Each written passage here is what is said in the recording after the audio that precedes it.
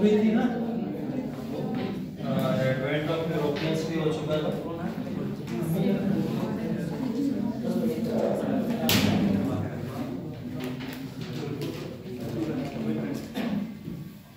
आज उसी को थोड़ा सा और एक्सप्लोर करेंगे और थोड़ा और आगे बढ़ेंगे उसमें, ठीक है। पहले मेंस में लगातार जो क्वेश्चंस आ रहे हैं उसको भी थोड़ा देख लेते हैं कैसे क्वेश्चंस आ रहे हैं और आप उसमें पढ़ पाएंगे।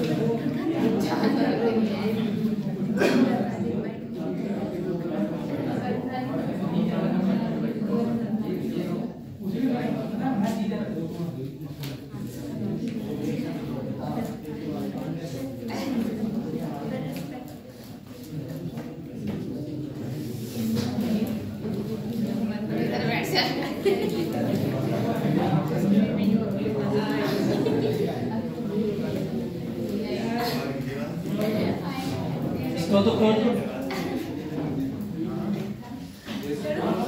खोल दो।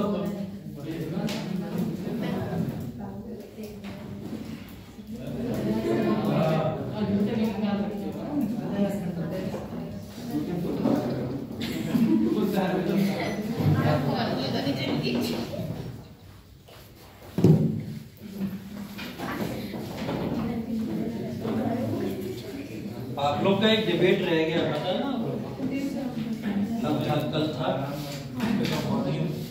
कल की डेट निकल गई, होगा तो जरूर, ऐसा नहीं। टॉपिक क्या था?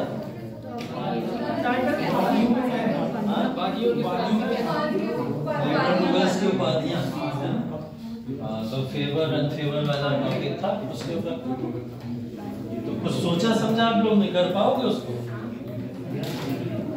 नहीं हो पा रहा है, मतलब क्या नहीं हो पा रहा, फेवर हो जा रहा है, फेवर नहीं हो पा रहा है।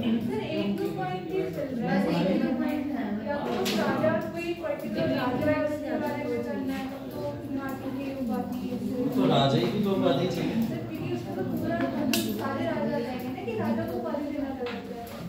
नहीं, ग्रेटर मुगल्स की जो बात करते हैं, जैसे बहादुर शाह प्रथम को जो उपाधि मिली शाह बेखबर, तो उन्हें शाह बेखबर कहना ठीक था या गलत था, इसकी बात कर सकते हैं।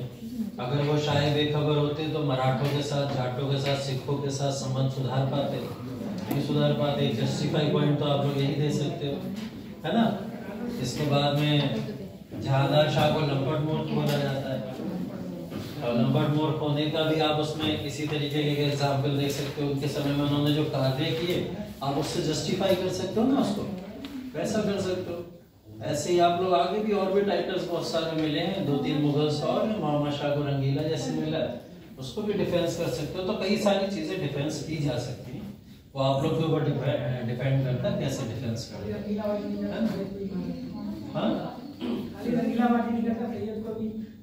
हाँ, मतलब कार्य भी दिखा सकते हो ना कि उन्होंने किस तरीके से प्रशासन को चलाया था अपने, तो प्रशासन के थ्रू या उनके रूल के थ्रू डिफेंस तो कर सकते हो, तो डिफेंस कर लेना जैसा भी होगा। तो इसी वजह से मैंने वो टॉपिक भी दिया था लेकिन अगर आप लोग कोई सोशल टॉपिक चाहते हो हिस्ट्री से हटके तो अभी बता दो, मैं उसके ऊपर भी करवा सकता हूँ। वो ज्यादा बेटर है तो ठीक है, कोई भी ऐसा सोशल टॉपिक उसके ऊपर कर लेंगे डिबेट। और 3-4 टॉपिक सोच के रख लो कि ये टॉपिक सर हम लोग चाहते हैं इसके ऊपर डिस्कशन हो, लेकिन ध्यान रखिएगा वो आपके एग्जाम पॉइंट ऑफ व्यू से ही इम्पोर्टेंट हो, है ना। हाँ, तो या तो फिर हम 3-4 टॉपिक कुछ ऐसे कर लेंगे डिसाइड जिसके अंडर आप लोग जो भी एक टॉपिक डिसाइड करके उसके ऊपर चर्चा कर लेना। जरूरी नहीं वो हिस्ट्री से रिलेटेड हो सकता है किसी भी सोशल मुद्दे से रिलेटेड हो सकता है, या कुछ करंट में कुछ इवेंट्स चल रहे हैं उनसे रिलेटेड हो सकता है ना। तो 3-4 टॉपिक ऐसे चूज कर लेंगे, फिर उसमें से आप लोग बता देना। कल जो है अनाउंस कर देंगे क्लास के अंदर कि आपको इसमें से भी कोई टॉपिक उठा कर उसके ऊपर डिबेट करना, ठीक है। चलिए, तो हम लोग बात कर रहे थे एडवेंट ऑफ यूरोपियंस की, भारत में यूरोपियों का आगमन, ठीक है, इसके ऊपर चर्चा चल रही थी हमारी। और भारत में जो यूरोपियों का आगमन हुआ उससे ही हम लोग का लगभग मॉडर्न हिस्ट्री का कॉन्सेप्ट शुरू हो गया था। बट एक बात ध्यान रखिएगा, मॉडर्न हिस्ट्री में चलने से पहले थोड़ा सा जैसे मैंने बताया था, एक बार हम लोग कॉन्सेप्ट समझ तो ले कि कम से कम हम लोग को ये समझ आ जाए कि मॉडर्न में क्वेश्चन किस तरीके के पूछे जा रहे हैं प्रीवियस एग्जाम्स के अंदर। जैसे जब मॉडर्न पढ़ोगे तो इतना तो तजुर्बा आपको हो जाए कि जो चीजें पढ़ लो सही पढ़ लो या नहीं पढ़ लो, है ना। आप लोग को याद होगा एक डेमो क्लास जब मैंने लिया था, तो डेमो क्लास के अंदर मैंने शीट दिखाई थी 2023 के पेपर्स की, जिसके अंदर मैंने 2023 के प्रीलिम्स के क्वेश्चंस दिखाए थे आपको, यूपीएससी के भी दिखाए थे और पीसीएस के भी दिखाए थे। उसके अंदर पूरा ही पेपर था और पेपर के अंदर एंशिएंट, मिडिवल, मॉडर्न सारे क्वेश्चन दिखाए थे। तो पैटर्न इस बार यूपीएससी का चेंज हुआ था 2023 के अंदर, और ऐसा कई सालों में पहली बार हुआ कि हिस्ट्री के क्वेश्चंस काफी कम आए 2023 के पेपर में। अगर आप लोग ने देखा हो, ऐसा होता नहीं है, अप्रॉक्स हमेशा लगभग एवरेज उनका 18-20 क्वेश्चन तो रहता था हमेशा। इस बार उन्होंने घटा के उन क्वेश्चंस को 13 कर दिया था, कितना 13 क्वेश्चंस होंगे, 13 क्वेश्चन। और उसमें भी सबसे ताज्जुब वाली बात ये थी, अभी तक हम लोग क्या सुनते हैं कि तीनों सेक्शंस में मिला के सबसे ज्यादा मॉडर्न हिस्ट्री आती है, ऐसे ही सुनते हैं, लेकिन इस बार मॉडर्न हिस्ट्री के मात्र 4 या 5 क्वेश्चन थे 13 क्वेश्चन में भी। बाकी बकाया क्वेश्चन जितने भी थे उनके वो एंशिएंट हिस्ट्री से उन्होंने उठा के दिए थे, या तो वो एंशिएंट का पार्ट था या आर्ट एंड कल्चर का डायरेक्टली और इनडायरेक्टली पार्ट होता था। तो ऐसे क्वेश्चंस पूछेगा और ये हैरान करने वाला पेपर था। जिनका हिस्ट्री पे कमांड अच्छा होगा, खासकर मेडिवल और मॉडर्न पे, तो उनके तो लगभग हवा लग गई होगी पूरे पेपर में, और काफी ज्यादा कंफ्यूज भी हो गए होंगे कि पेपर ये हमारे मतलब का नहीं आया। कभी कभी होता है ना, आपका एक प्रॉपर सब्जेक्ट होता है, पूरा तैयार होता है, आप उसके लिए जाते हो, आपको लगता है ये तो बहुत अच्छा हम कर ही लेंगे, लेकिन उससे क्वेश्चन कम आ जाए तो कॉन्फिडेंस हमारा डाउन हो जाता है, ठीक है। वही नहीं करना होता है, हमको ये पता है कि जरूरी नहीं सिर्फ हिस्ट्री से ही पेपर सॉल्व होगा, और भी सारे सब्जेक्ट हैं उनको भी देखा जाता है। बट यहाँ पे ऐसा पेपर आ गया, इसका मतलब ये नहीं कि हर साल का पैटर्न ऐसा हो जाएगा, है ना। 10 साल, 15 साल, 20 साल में एक बार वो पैटर्न चेंज करते हैं, वापस फिर से उसी रूटीन पे आ जाते हैं। तो अब 2024 का जो भी पेपर देखोगे उसमें फिर से हिस्ट्री के क्वेश्चन वही 18-20 आने वाले हैं, और जिसमें मॉडर्न हिस्ट्री ज्यादा पूछी ही जाएगी, ठीक। हाँ, पीसीएस की बात करेंगे तो पीसीएस में उन्होंने अपना पैटर्न बरकरार रखा, जो पैटर्न पे वो क्वेश्चन पूछते थे उन्होंने अगेन फिर 20+ क्वेश्चंस पीसीएस में पूछे, ठीक, हिस्ट्री के अंदर। और हिस्ट्री के अंदर 20+ क्वेश्चंस में अगेन फिर मॉडर्न हिस्ट्री से ज्यादा क्वेश्चन आए। तो पीसीएस के पैटर्न में कोई चेंज नहीं हुआ और आने वाले समय में भी नहीं होगा, क्योंकि पीसीएस का फेवरेट टॉपिक हिस्ट्री है ना, और वो हिस्ट्री से हटते नहीं है। तो कोई भी स्टेट पीसीएस एग्जाम होगा, कहीं का भी स्टेट पीसीएस होगा, वो हिस्ट्री उनका सबसे पॉपुलर रहता है और उससे पूछते भी। 20+ का कभी कभी ऐसी भी हालत होती है 30+ क्वेश्चंस भी पूछ लिए जाते हैं, ठीक है। तो ऐसे क्वेश्चंस पूछे जाते हैं। तो देखिए, ध्यान रखिएगा इस क्वेश्चंस को। मैं कुछ क्वेश्चंस आप लोग को दिखा देता हूँ, हालांकि मैं क्लास में दिखा चुका हूँ, अभी उस दिन टाइम में जो बच्चे नहीं थे उनके लिए कुछ क्वेश्चंस है। आप लोग को शायद समझ नहीं आएगा, लेकिन फिर भी मैं समझा के समझा दूँ।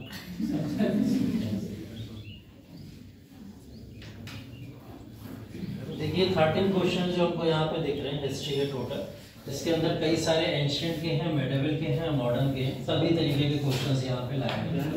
जल्दी आ जाओ, जल्दी।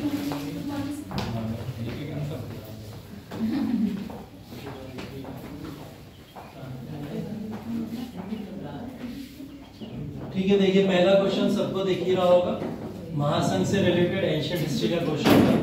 2023 का प्रीलिम्स का यूपीएससी का पेपर है ये, और उसमें 13 क्वेश्चन आए थे। ठीक है, दूसरा क्वेश्चन जो है अगेन फिर रिलीजन से रिलेटेड है, जो धार्मिक सुधार आंदोलन हुए थे उनसे रिलेटेड है, एंशिएंट का बौद्ध धर्म, जैन धर्म, इन सब से रिलेटेड सेकंड क्वेश्चन है।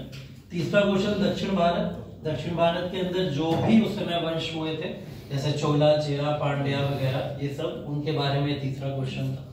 चौथा क्वेश्चन संगम कविताओं से रिलेटेड है, मतलब उसी समय जो संगम जो कविताएं होती थी, जो चोला चेरा के समय में लिखी गई, बहुत सारे उस समय में राइटर्स रहे। एंशिएंट हिस्ट्री में पढ़ोगे तो ये सब पढ़ाया जाएगा आपको, वहां देखोगे। उसके बाद 8वीं शताब्दी में कौन कौन से वंश स्थापित हुए, उन वंशों के बारे में यहाँ पे लिखा हुआ है, वो वंशों का रिलेटेड क्वेश्चन आया था। होयसल वंश, गढ़वाल वंश, जैसे काकतीय और होयसल के बारे में तो हम लोग ने देखा भी था का, लेकिन ये वंश के बारे में जो पढ़ना होता है वो एंशिएंट का पार्ट होता है, वह आप लोग इसको पढ़ोगे। ठीक है, इसके बाद साहित्य और रचनाएं पूछी थी, और ये साहित्य और रचना मतलब किसने कौन कौन से साहित्य लिखे थे, उन राइटर्स का नाम पूछा गया था। मैच द फॉलोइंग्स में क्वेश्चन आया था। ठीक है, एंशिएंट के राइटर्स थे कुछ प्राचीन भारत के, उन्हीं से रिलेटेड क्वेश्चन था। उसके बाद कुछ कथन दिए हुए थे, वो धर्म जो था जैन धर्म से रिलेटेड कथन थे, मतलब महावीर स्वामी के कौन कौन से कथन पॉपुलर हैं, उन कथन के बारे में पूछ लिया गया था और नाम पूछा गया था। ठीक है, अगेन फिर एंशिएंट का क्वेश्चन था।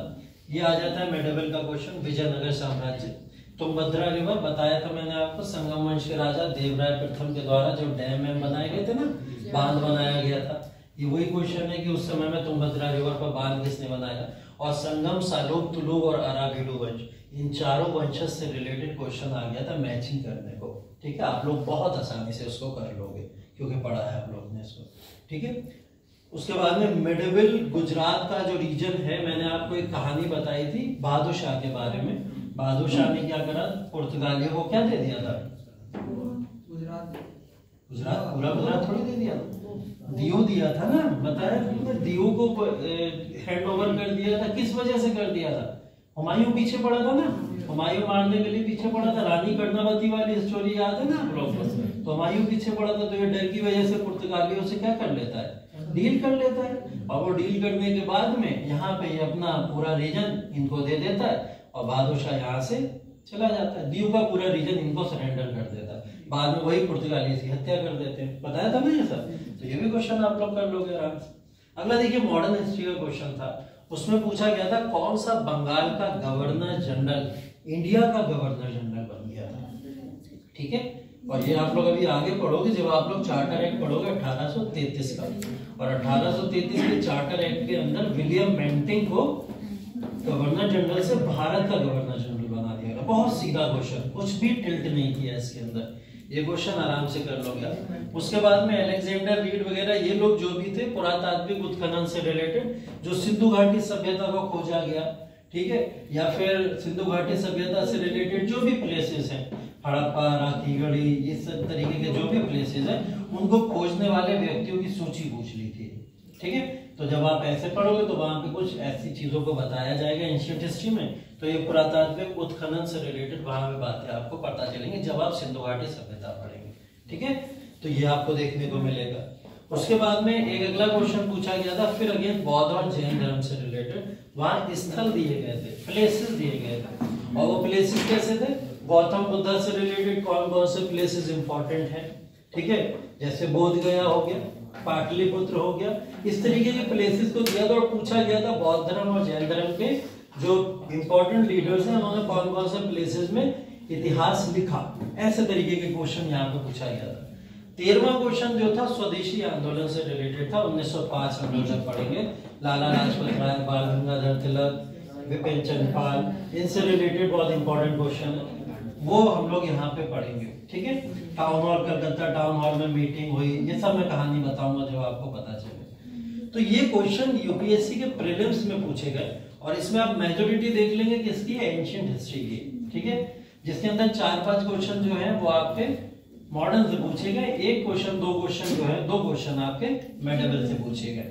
मेडिवल से रिलेटेड क्वेश्चन आप लोग बहुत आसानी से सॉल्व कर लोगे, और आप लोग ने कर ही लिए होंगे, बताने की जरूरत नहीं। मॉडर्न में अब जब हम लोग पढ़ लेंगे तो पढ़ने के बाद में ये भी क्वेश्चन आप लोग सॉल्व कर लोगे आसानी से, उसमें भी कोई आपत्ति नहीं है। ठीक है, अब हम लोग को समझने की जरूरत ये है कि हाँ एंशिएंट से रिलेटेड जो पोर्शन है वो लगातार एग्जाम्स में इंपॉर्टेंट होता चला जा रहा है, तो एंशिएंट भी स्किप नहीं करनी है।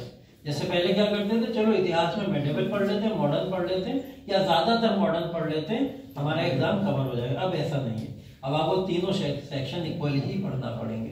तो मेडिवल, मॉडर्न और एंशिएंट तीनों इक्वली पढ़िएगा और उसी मेहनत से पढ़िएगा। फिलहाल मेडिवल और मॉडर्न से रिलेटेड जो भी क्वेश्चन है वो आप लोग यहाँ पे आसानी से कर लोगे, इसकी गारंटी मैं दे रहा हूँ पूरी तरीके से। ठीक है, एक भी क्वेश्चन आने वाले एग्जाम में फिर बाहर नहीं जाएगा, ये भी गारंटी है। बस क्लास में जो चल रहा है उसको ध्यान से करते रहिएगा। ये देखिए पीसीएस का पेपर था 2023 का, और इससे ही मिलता जुलता आरओ का भी पेपर का पैटर्न है, जो पुराना आरओ का पेपर आया था उससे रिलेटेड भी क्वेश्चन ऐसे ही आया। अगेन इसके अंदर भी देखिए पहला क्वेश्चन एंशिएंट से रिलेटेड है। ठीक है, और जो है मिलिंद पन्नो का जो कॉन्सेप्ट है वो यहाँ पर डिस्कस किया गया, उससे रिलेटेड क्वेश्चन है। कल मैंने आपको बताया था महिला रिलेटेड एक क्वेश्चन आता है हमेशा, वो किसी ना किसी एग्जाम में पूछता है, चाहे वो प्रीलिम्स हो, मेंस हो या इंटरव्यू हो। यहाँ पे महिला स्वतंत्रता सेनानी पूछा था, जो भारत छोड़ो आंदोलन में नहीं सहयोग इन्होंने दिया था या उसका पार्ट नहीं थी। 4 ऑप्शन दिए थे, जैसे ये आंदोलन पढ़ोगे ऐसे आसानी से इसको सॉल्व कर लोगे, पता भी नहीं चलेगा, बहुत आसानी से सॉल्व कर लोगे। ठीक है, 1857 का जो विद्रोह है उसमें पूछा गया था बरेली से किसने लीड किया था। ठीक है, तो 1857 का विद्रोह पूछा गया था यहाँ पे। उसके बाद में पूछा गया था संगीत की टप्पा शैली। ठीक है, संगीत की टप्पा शैली के बारे में पूछा गया था, कौन से मुगल शासक ने संगीत की टप्पा शैली को यहाँ पे लाया था। अब हम लोग ने मोहम्मद शाह तो पढ़ लिया, और मोहम्मद शाह रंगीला के द्वारा इस शैली को लाया गया था, लेकिन मैंने संगीत की टप्पा शैली नहीं बताई आपको। क्यों? क्योंकि ये आर्ट एंड कल्चर का पार्ट है। जब कला एवं संस्कृति पढ़ेंगे तो वहां पे हम लोग म्यूजिक फॉर्म पढ़ेंगे। ठीक है, उस म्यूजिक फॉर्म में कौन कौन से मुगल ने या कौन कौन से दिल्ली सल्तनत के शासक ने किस किस संगीत शैली को अपनाया, उसके बारे में। टप्पा शैली का मतलब बेसिकली क्या होता है, जो उछल कूद के डांस किया जाता है, बेसिकली उसे टप्पा शैली बोलते हैं। बॉल टप्पा खाती ऊपर नीचे, समझ जाओ ऐसे। तो ऐसी डांस करते समय जब कूदा जाए तो वो टप्पा शैली होती है। ठीक है, तो ये संगीत की टप्पा शैली। कश्मीर का शासक ऐसा कौन है जिसने जजिया कर को समाप्त कर दिया था? ये क्वेश्चन बहुत बार पूछा गया, और गौ हत्या को भी बैन कर दिया था। ठीक है, ये जैनुल आबिदीन। जैनुल आबिदीन ये वो व्यक्ति थे जिनको अकबर का मतलब अकबर सेकंड के नाम से भी जाना जाता है, और अकबर जैसा दूसरा भी बोला जाता है। मतलब इनकी जितनी भी नीतियां थी वो सहिष्णु नीति थी पूरी तरीके से, और ये अकबर की तरह जो जो अकबर ने कार्य किए लगभग पैरेलल कार्य आप इनके भी रख दो, तो जितना अकबर सेकंड ने किया, अकबर ने किया था, उतना ही इनको भी माना जाता है कार्य करने का। तो सहिष्णु शासक थे, इसलिए जैनुल आबिदीन का नाम आता है। जैनुल आबिदीन को अप्रोक्स 1433 से लगभग 1473 के आसपास का शासक माना जाता है। ठीक है, ये वो समय है जिस समय भारत में सैयद वंश और लोधी वंश का वर्चस्व हुआ करता था, उस समय यहाँ पे ये थे। अब ये ध्यान रखिएगा, ये अकबर से पहले आए हुए हैं, अकबर से पहले इन्होंने शासन किया था, अकबर से लगभग 100 साल पहले शासन किया हुआ है। उसके बाद भी इन्हें अकबर जैसा दूसरा कहा जा रहा है। ठीक है, क्यों कहा जा रहा है? क्योंकि एक तो इन्होंने 50 साल तकरीबन शासन भी किया, अकबर जैसी नीतियां भी अपनाई, लेकिन क्योंकि पूरे भारत के शासक नहीं है, ये सिर्फ कश्मीर के एरिया के शासक है, इसलिए अकबर से इनका जो पद है वो नीचा ही रहेगा, इसलिए इनको अकबर के बाद काउंट किया जाता है। ठीक है, और अच्छे शासक थे काफी। इनके बारे में आप लोग जो भी चीजें हैं वो बहुत ज्यादा पढ़ने की जरूरत नहीं है, क्योंकि जैनुल आबिदीन कश्मीर के एक शासक हुए जो अकबर जैसे थे। सिर्फ इतना पता भी अगर आपको है तो बहुत सफिशिएंट है। ठीक है, कैप्टन हॉकिंस के बारे में पूछा गया था। अभी जब अंग्रेजों की ईस्ट इंडिया कंपनी भारत में एंटर करेगी तो कैप्टन हॉकिंस के बारे में पढ़ोगे। और कैप्टन हॉकिंस से क्वेश्चन पता कैसा था? क्वेश्चन ऐसा नहीं था कि कैप्टन हॉकिंस 1608 में जहांगीर के शासनकाल में भारत आए, कुछ नहीं पूछा था। क्वेश्चन पूछा गया था कैप्टन हॉकिंस को मनसबदारी के अंदर जो दर्जा मिला था कितनी रैंक का मिला था? 400। ठीक है, हाँ ये पूछा था। दूसरा इसी के अंदर एक स्टेटमेंट और दिया था कि जो कैप्टन हॉकिंस थे उन्हें इंग्लिश भाषा के अलावा कौन सी भाषा के ऊपर कमांड था? ठीक है, तुर्की, टर्किश भाषा पे भी कमांड था और ये टर्किश लिख के आया था उसमें बाकायदा कि क्या कैप्टन हॉकिंस को टर्किश के ऊपर भी कमांड था। तो हाँ, ऐसा क्वेश्चन लेके आया था। कैप्टन हॉकिंस ने क्या परमिशन ले ली थी जहांगीर से भारत में फैक्ट्री खोलने की? तीसरा स्टेटमेंट ये था जो कि आंसर ना था, और इन स्टेटमेंट के बेसिस पे आपको ऑप्शन चूज करना था कौन सा सही है गलत है। ठीक है, तो ये पूछा गया था। अब इनके बारे में भी पढ़ोगे तो समझ आ जाएगा। मैंने बाद में बोला कि मराठा की मैं एक अलग से पूरा क्लास लूंगा, मराठा और राजपूत से रिलेटेड, और उसी से रिलेटेड एक क्वेश्चन पूछा गया था पेशवा। ठीक है, मराठा का एक सेक्ट था पेशवा। ठीक है, ऐसे और भी सेक्ट हुए जैसे सिंधिया भी हुए हैं, ठीक है, गायकवाड़ भी हुए हैं, तो ऐसे सेक्ट में एक सेक्ट पेशवा भी था। उन पेशवा सेक्ट की क्रोनोलॉजी पूछी गई थी। ठीक है, कि पहले कौन सा शासक आया, फिर कौन सा शासक आया, उसके बाद कौन सा शासक आया, ये सब पूछा गया था। ठीक है, उसके बाद वैदिक काल पूछा गया था। वैदिक काल अगेन फिर एंशिएंट का पार्ट है। सुभाष चंद्र बोस की आजाद हिंद फौज के बारे में पूछा गया था, और पूछा यह था सुभाष चंद्र की आजाद हिंद फौज से मिलती जुलती एक महिलाओं की भी फौज थी, उस महिलाओं की फौज का क्या नाम था? ठीक है, तो नाम ध्यान रखिएगा, रानी झांसी रेजिमेंट। जब हम लोग पढ़ेंगे सुभाष चंद्र बोस को तो ये भी आएगा। ठीक है, उसके बाद में फिरोज शाह तुगलक नागरकोट अभियान बताया था। जब फिरोज शाह तुगलक के अभियान हम लोग पढ़ रहे थे कि कहां कहां इसने जाके कैंपेनिंग की थी, उसके अंदर एक नागरकोट अभियान भी था जिसको इसने यहाँ पे परफॉर्म किया था। ठीक है, तो ये भी आप लोग ने देख लिया।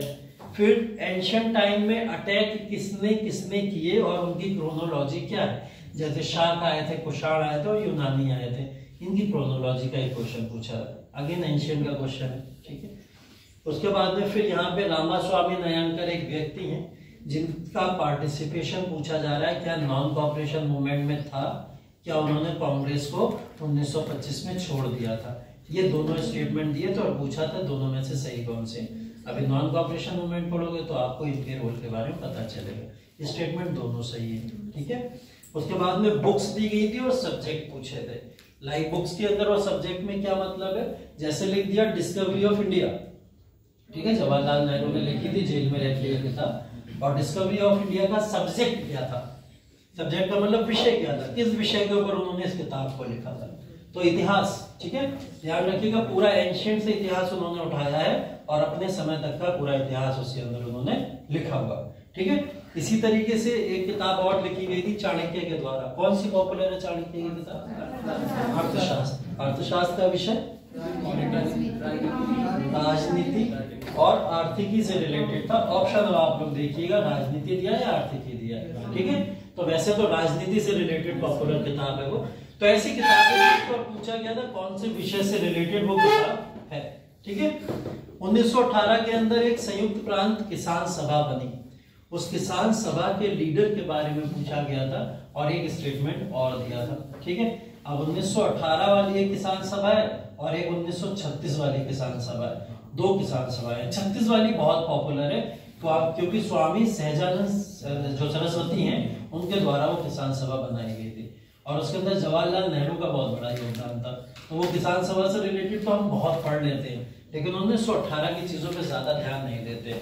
ये भी स्वामी रामचंद्र पाल थे, उन्होंने इस सभा को बनाया था और यहाँ पे भी उन्होंने जवाहरलाल नेहरू और मोहम्मद अली जिन्ना जैसे लीडर्स को इनवाइट किया था इसको प्रमोट करने के लिए। ये जब हम 18 पे आएंगे तो इसके बारे में मैं आपको बताऊंगा। ये भी इंपॉर्टेंट किसान सभा पूछ लिया गया क्योंकि क्वेश्चन। उसके बाद चैम्बर ऑफ प्रोविंसेस, 120 सदस्यों वाली चैम्बर ऑफ प्रोविंसेस बनी थी, मतलब प्रांतों में 120 सदस्यों का एक अलग से पैनल बनाया गया था जो क्या करेगा, भारत के रिलेटेड डिसीजन जो है कानून को लागू करने के वो लेगा।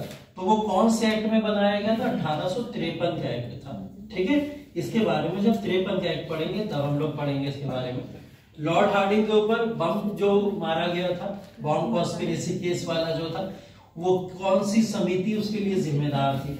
अनुशीलन समिति। ठीक है, आएंगे जब इसके बारे में भी पढ़ेंगे हम लोग। फिर फिलॉसफी और दर्शन के बारे में एंशिएंट हिस्ट्री में आप लोग पढ़ोगे, जब वैदिक साम्राज्य पढ़ते हो पूरा का पूरा, उसके अंदर दर्शन पढ़ते हैं आप लोग। ठीक है, वो दर्शन जो उत्तर मीमांसा, पूर्व मीमांसा, वैशेषिक दर्शन, ये सब दर्शन जो है वो आप इसके अंदर पढ़ते हैं। ठीक है, इसके बाद में एक और वर्ड देखिए पूछा गया था, वो था एक वर्ड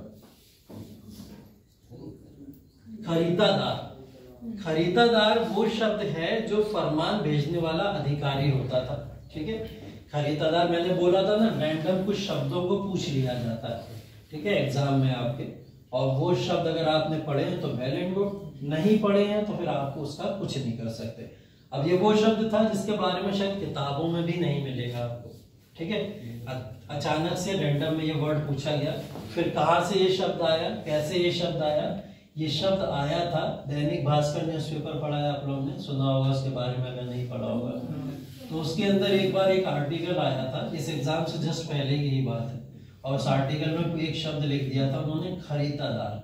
ठीक है, और खरीदादार शब्द को लिखा था उन्होंने जब उस समय में किसान आंदोलन थोड़ा सा सक्रिय रूप से चल रहा था, और किसान आंदोलन के दौरान जो उसमें इंपॉर्टेंट लीडर्स थे वो अपने स्टेटमेंट या कुछ ऐसी चीजें अपनी जनता तक पहुंचा रहे थे लगातार कि आप लोग आके हमारे साथ में जुड़िए, तो उन्होंने उसको खरीदादार शब्द बोला था कि इनसे जुड़े अधिकारी जो है खरीदादार लेकर जनता तक पहुंचते।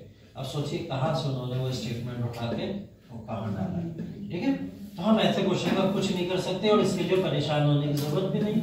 अगर आपने न्यूज़पेपर में वो देख लिया तो अच्छी बात है, नहीं देखा तो कोई फर्क नहीं पड़ता, क्योंकि आप पूरे के पूरे 23 क्वेश्चन तो करोगे नहीं बैठ के। ठीक है, नेगेटिव मार्किंग भी होती है, कुछ छोड़ना भी होता है। ठीक है, वरना वो भी अपने ईगो पे ले लेंगे, है कौन ये 100 क्वेश्चन करके बैठा। पहली बात तो करने नहीं देंगे वो आपको 100 क्वेश्चन, और अगर आपने 100 कर लिए वो उसको 10 में बंदे तुरंत कन्वर्ट कर देंगे, इतने चालाक ना बनो, हमें पता है। ठीक है, तो आप लोग को भी ज्यादा नहीं काबिलियत दिखानी है, जितने में क्वालिफाई कर दो अच्छी बात है, उतना ही करिए और उससे ज्यादा करने की जरूरत नहीं। पुराणों से रिलेटेड क्वेश्चन है, मौर्य और गुप्ता एम्पायर पढ़ेंगे तो वहां से रिलेटेड आप कुछ पुराणों का भी कॉन्सेप्ट पढ़ेंगे, तो वो दिया गया है इसमें। मेडेबिल का एक क्वेश्चन आया था दिल्ली सल्तनत से रिलेटेड, और दिल्ली सल्तनत से बहुत आसान सा क्वेश्चन था।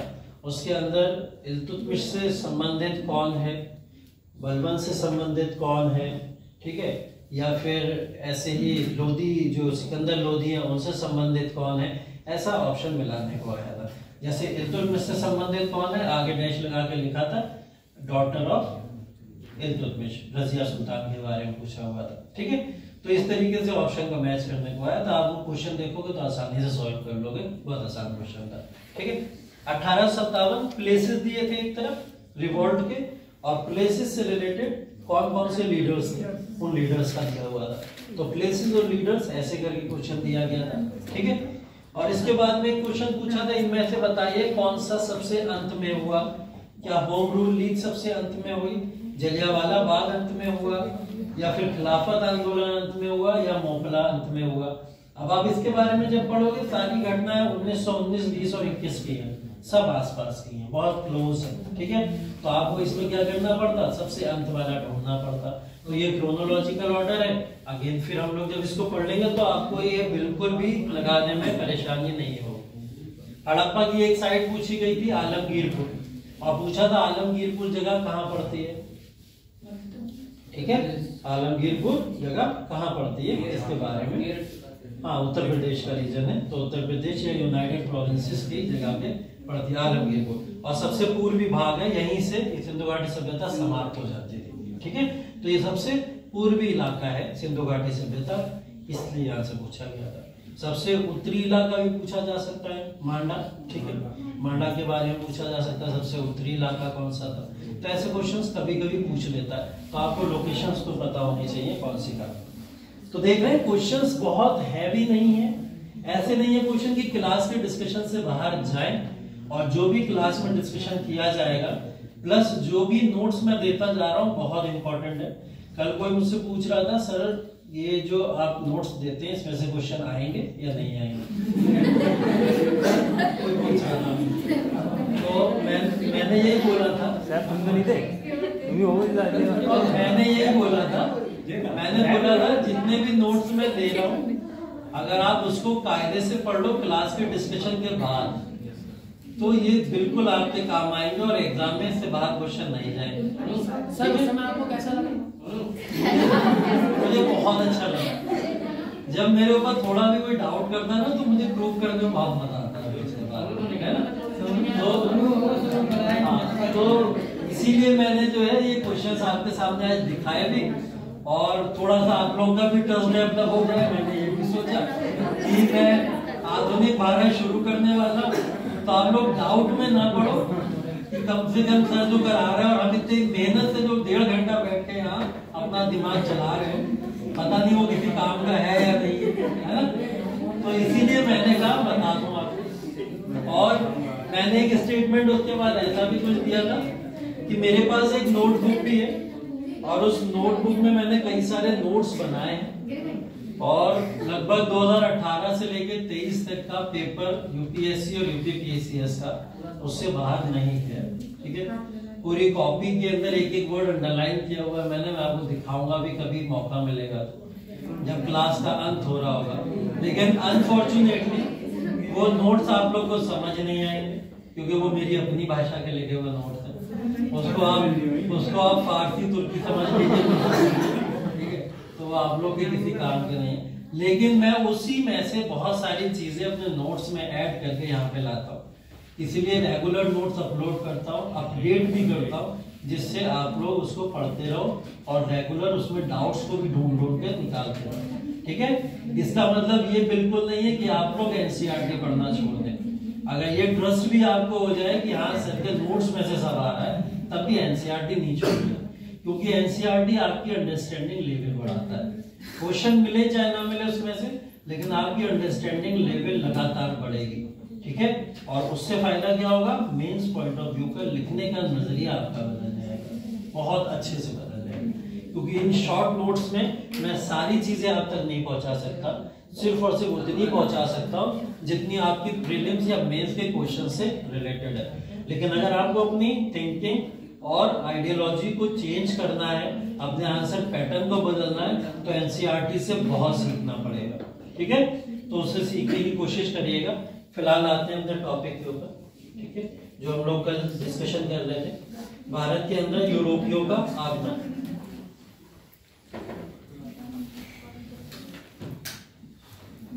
ठीक है, बोला जाता है लगभग 450 वर्ष तक पुर्तगाली भारत के अंदर रुके रहे और वो 450 वर्ष उन्होंने भारत में पॉलिटिकली और इकोनॉमिकली खुद को काफी मजबूत किया। और जब भी हम लोग कोई भी यूरोपियन पावर को पढ़ते हैं तो उन यूरोपियन पावर्स को 3 बेसिस पे पढ़ना बहुत जरूरी है। पहला पॉलिटिकली, दूसरा इकोनॉमिकली और तीसरा रिलीजियसली, ठीक है। मतलब आपको राजनीतिक रूप से भी समझना है उसको, और आर्थिक रूप से भी समझना है, और तीसरा धार्मिक रूप से भी समझना है। तो जब राजनीतिक रूप से समझने वाली बात आती है, तो राजनीतिक रूप से समझने का मतलब उन्होंने कौन कौन सी जगहों पर कहां कहां कब कब अपनी कंपनीज एस्टेब्लिश, और उन कंपनीज ने भारत के अंदर पॉलिटिकली कहां कहां पे रीजन को जीत के कंट्रोल करना शुरू कर दिया। अब जहां जहां कंट्रोल किया होगा वहां वहां आर्थिकी मजबूत हुई होगी, उनकी अपनी आर्थिकी को चलाने की कोशिश की होगी। और वो आर्थिकी उनकी किस तरीके की रही, जैसे माना जाता है सबसे ज्यादा मजबूत किसकी रही, ईस्ट इंडिया कंपनी अंग्रेजों की, ठीक है। तीसरा रिलीजियसली पढ़ना है। रिलीजियसली का धार्मिकता पढ़ने का मतलब ये क्या भारत के अंदर धार्मिकता को फैलाने में उनका योगदान क्या था। जैसे क्रिश्चियनिटी जैसी कोई चीज भारत के अंदर नहीं थी जब तक यूरोपीय भारत में नहीं आए। तो 1500 ईस्वी तक भारत के अंदर क्रिश्चियनिटी का ना कोई प्रभाव था और ना ही किसी तरीके की कोई क्रिश्चियनिटी का कॉन्सेप्ट था। लेकिन 1500 ईस्वी के बाद में भारत में क्रिश्चियनिटी प्रमोट होना शुरू हो गई। तो ये कैसे हुई, यूरोपियों के भारत में आगमन के बाद में हुई होगी, ऐसा हुआ होगा। और ये सारी कहानी कहां से शुरू हुई, वास्को डी गामा से शुरू हुई, ठीक है। तो वास्को डी गामा, ये मैंने देखिए रीजन अलग से यहाँ पे स्पेसिफाई किए, इन रीजन्स को देख लीजिए। ये हर वो जगहें हैं जहां जहां से यूरोपीय भारत के अंदर एंटर किए, ठीक है। जो हम लोग कल बात किए डिस्कशन, वो पुर्तगाल का किए, अभी इसको थोड़ा और पढ़ना बाकी है। तो पुर्तगीज यहाँ से आए थे, रीजन यूरोप का ये वाला है। इसके जस्ट बगल वाला रीजन ये स्पेन है, ध्यान रखिएगा। ये स्पेन वही रीजन है जहां से कोलंबस निकला था, ठीक है। और कोलंबस निकल के यहाँ पहुंच गया था, ये है साउथ अमेरिका, ठीक है, यहाँ पे पहुंच गया था। साउथ अमेरिका में एक कंट्री है ब्राजील, ठीक है, ब्राजील है। तो ब्राजील की खोज करने वाला आप कह सकते हो उसको, ब्राजील की खोज करने वाला, लेकिन अमेरिका की खोज करने वाला नहीं। ब्राजील पहले नहीं था, ब्राजील को जाके उसने वहां पे बसाया था, ये आप कह सकते हो, ठीक। उसके बाद में पुर्तगाल के ही जस्ट ऊपर आप देख रहे हो यहाँ पे इंग्लैंड है। ये इंग्लैंड वो रीजन है जहां से कौन आया, ब्रिटिशर्स है, ठीक है। और ब्रिटिशर्स सिर्फ भारत के अंदर ही नहीं आए थे, इन्होंने अमेरिका के ऊपर भी रूल किया, ठीक है, कहाँ पे? अमेरिका। अफ्रीका के ऊपर भी इनका रूल देखने को मिलता है, इन्होंने अफ्रीकन कॉन्टिनेंट पे भी रूल किया, और उसके अलावा भारत का जो पूर्वी इलाका है वहां पे भी जाके इन्होंने अपना रूल इस्टेब्लिश किया था। तो सिर्फ ये नहीं कह सकते इनका औपनिवेश भारत था, इनके औपनिवेश और भी बड़ी बड़ी कंट्रीज दुनिया में रही है। ठीक है, अब जब यहाँ से अंग्रेज निकले तो और भी कंट्रीज देखने को मिले, जैसे ये नीदरलैंड। नीदरलैंड मतलब हॉलैंड, पहले ये हॉलैंड के नाम से जाना जाता था। और यहाँ से कौन लोग निकले थे? डच। ठीक है, डच बोलने वाले जितने भी लोग हैं, भाषा डच, तो इस वजह से यहाँ के लोगों को डच बोला गया। ठीक है, कहाँ के थे ये? नीदरलैंड या फिर हॉलैंड के हुआ करते थे। उसके बाद में ये डेनमार्क है, इसी के नीचे यहाँ पे ऊपर, और डेनमार्क में डेन्स जो थे, डेन लोग जो आए थे वो यहाँ से आए थे। उसके बाद में ये फ्रांस दिख रहा है आपको, और फ्रांसीसी लोग यहाँ से आए थे। ये 5 इंपॉर्टेंट लोग हैं जो भारत के अंदर एंट्री किए। स्पेन के भी कुछ लोग आए थे, स्पेनिश बोला जाता था जिनको, ठीक है, लेकिन उनका कोई बहुत खास इतिहास रहा नहीं, ना आज तक कभी उनसे रिलेटेड कोई क्वेश्चन पूछा गया, और वो कब आए कब गए इसका भी कोई बहुत बड़ा योगदान हमारे इतिहास में नहीं है। सिर्फ एक कंपनी की तरह वो भारत के अंदर आए, अपना व्यापार दूसरी कंपनीज के साथ में किया और चले गए, कोई उनका रोल नहीं माना जाता। ठीक है, तो ये जो रीजन है, इन रीजन को एक बार देख के आगे बढ़ते हैं। पुर्तगाल तो यहाँ से आया था, इस तरीके से भारत के अंदर एंट्री किया था इन्होंने। ये जो ग्रीन लाइन दिख रही है आपको, ये ग्रीन लाइन आने वाला समय है, और ये जो रेड लाइन दिख रही है आपको, ये वास्को डी गामा के जाने वाला समय है। ठीक है, तो वास्को डी गामा जब आया तो ये ग्रीन लाइन दिख रही है आपको, जब गया तो आपको ये वाली रेड लाइन दिख रही है। ठीक है, 1498 में आया था, वापस कब गया? 1499 में, अगले साल वापस चला गया था। दोबारा फिर कब आया? 1502 में। ठीक है, 1502 में ये फिर दोबारा वापस आया। अब ध्यान ये रखना है, पुर्तगाली तो इस रास्ते से वापस आ गए, और इन्होंने 100 साल संघर्ष किया इनके साथ में, ऑटोमन या अरब की पावर के साथ में, और इन समुद्री रास्तों को इन्होंने फ्री करा दिया। और जब इन समुद्री रास्तों को फ्री करा दिया तो और जितने यहाँ पे हमको लोग दिख रहे हैं वो सारे के सारे लोग कहाँ से आ गए? इस तट से भारत में एंटर किए। और जब इस तट से भारत में एंटर किए होंगे तो क्या वो दक्षिण भारत में आए होंगे या उत्तर भारत में आए होंगे? उत्तर भारत में आए होंगे। और उत्तरी भारत में भी उनको कौन सा रीजन मिला होगा? पश्चिमी इलाका मिला होगा। और पश्चिमी इलाका में घुसने का सबसे इंपॉर्टेंट और जो बंदरगाह वाला पोर्ट था वो कौन सा था? सूरत। तो आगे आने वाली जितनी भी कंपनीज आपको दिखाई देंगी उनकी एंट्रेंस कहाँ से हो रही है? सूरत से।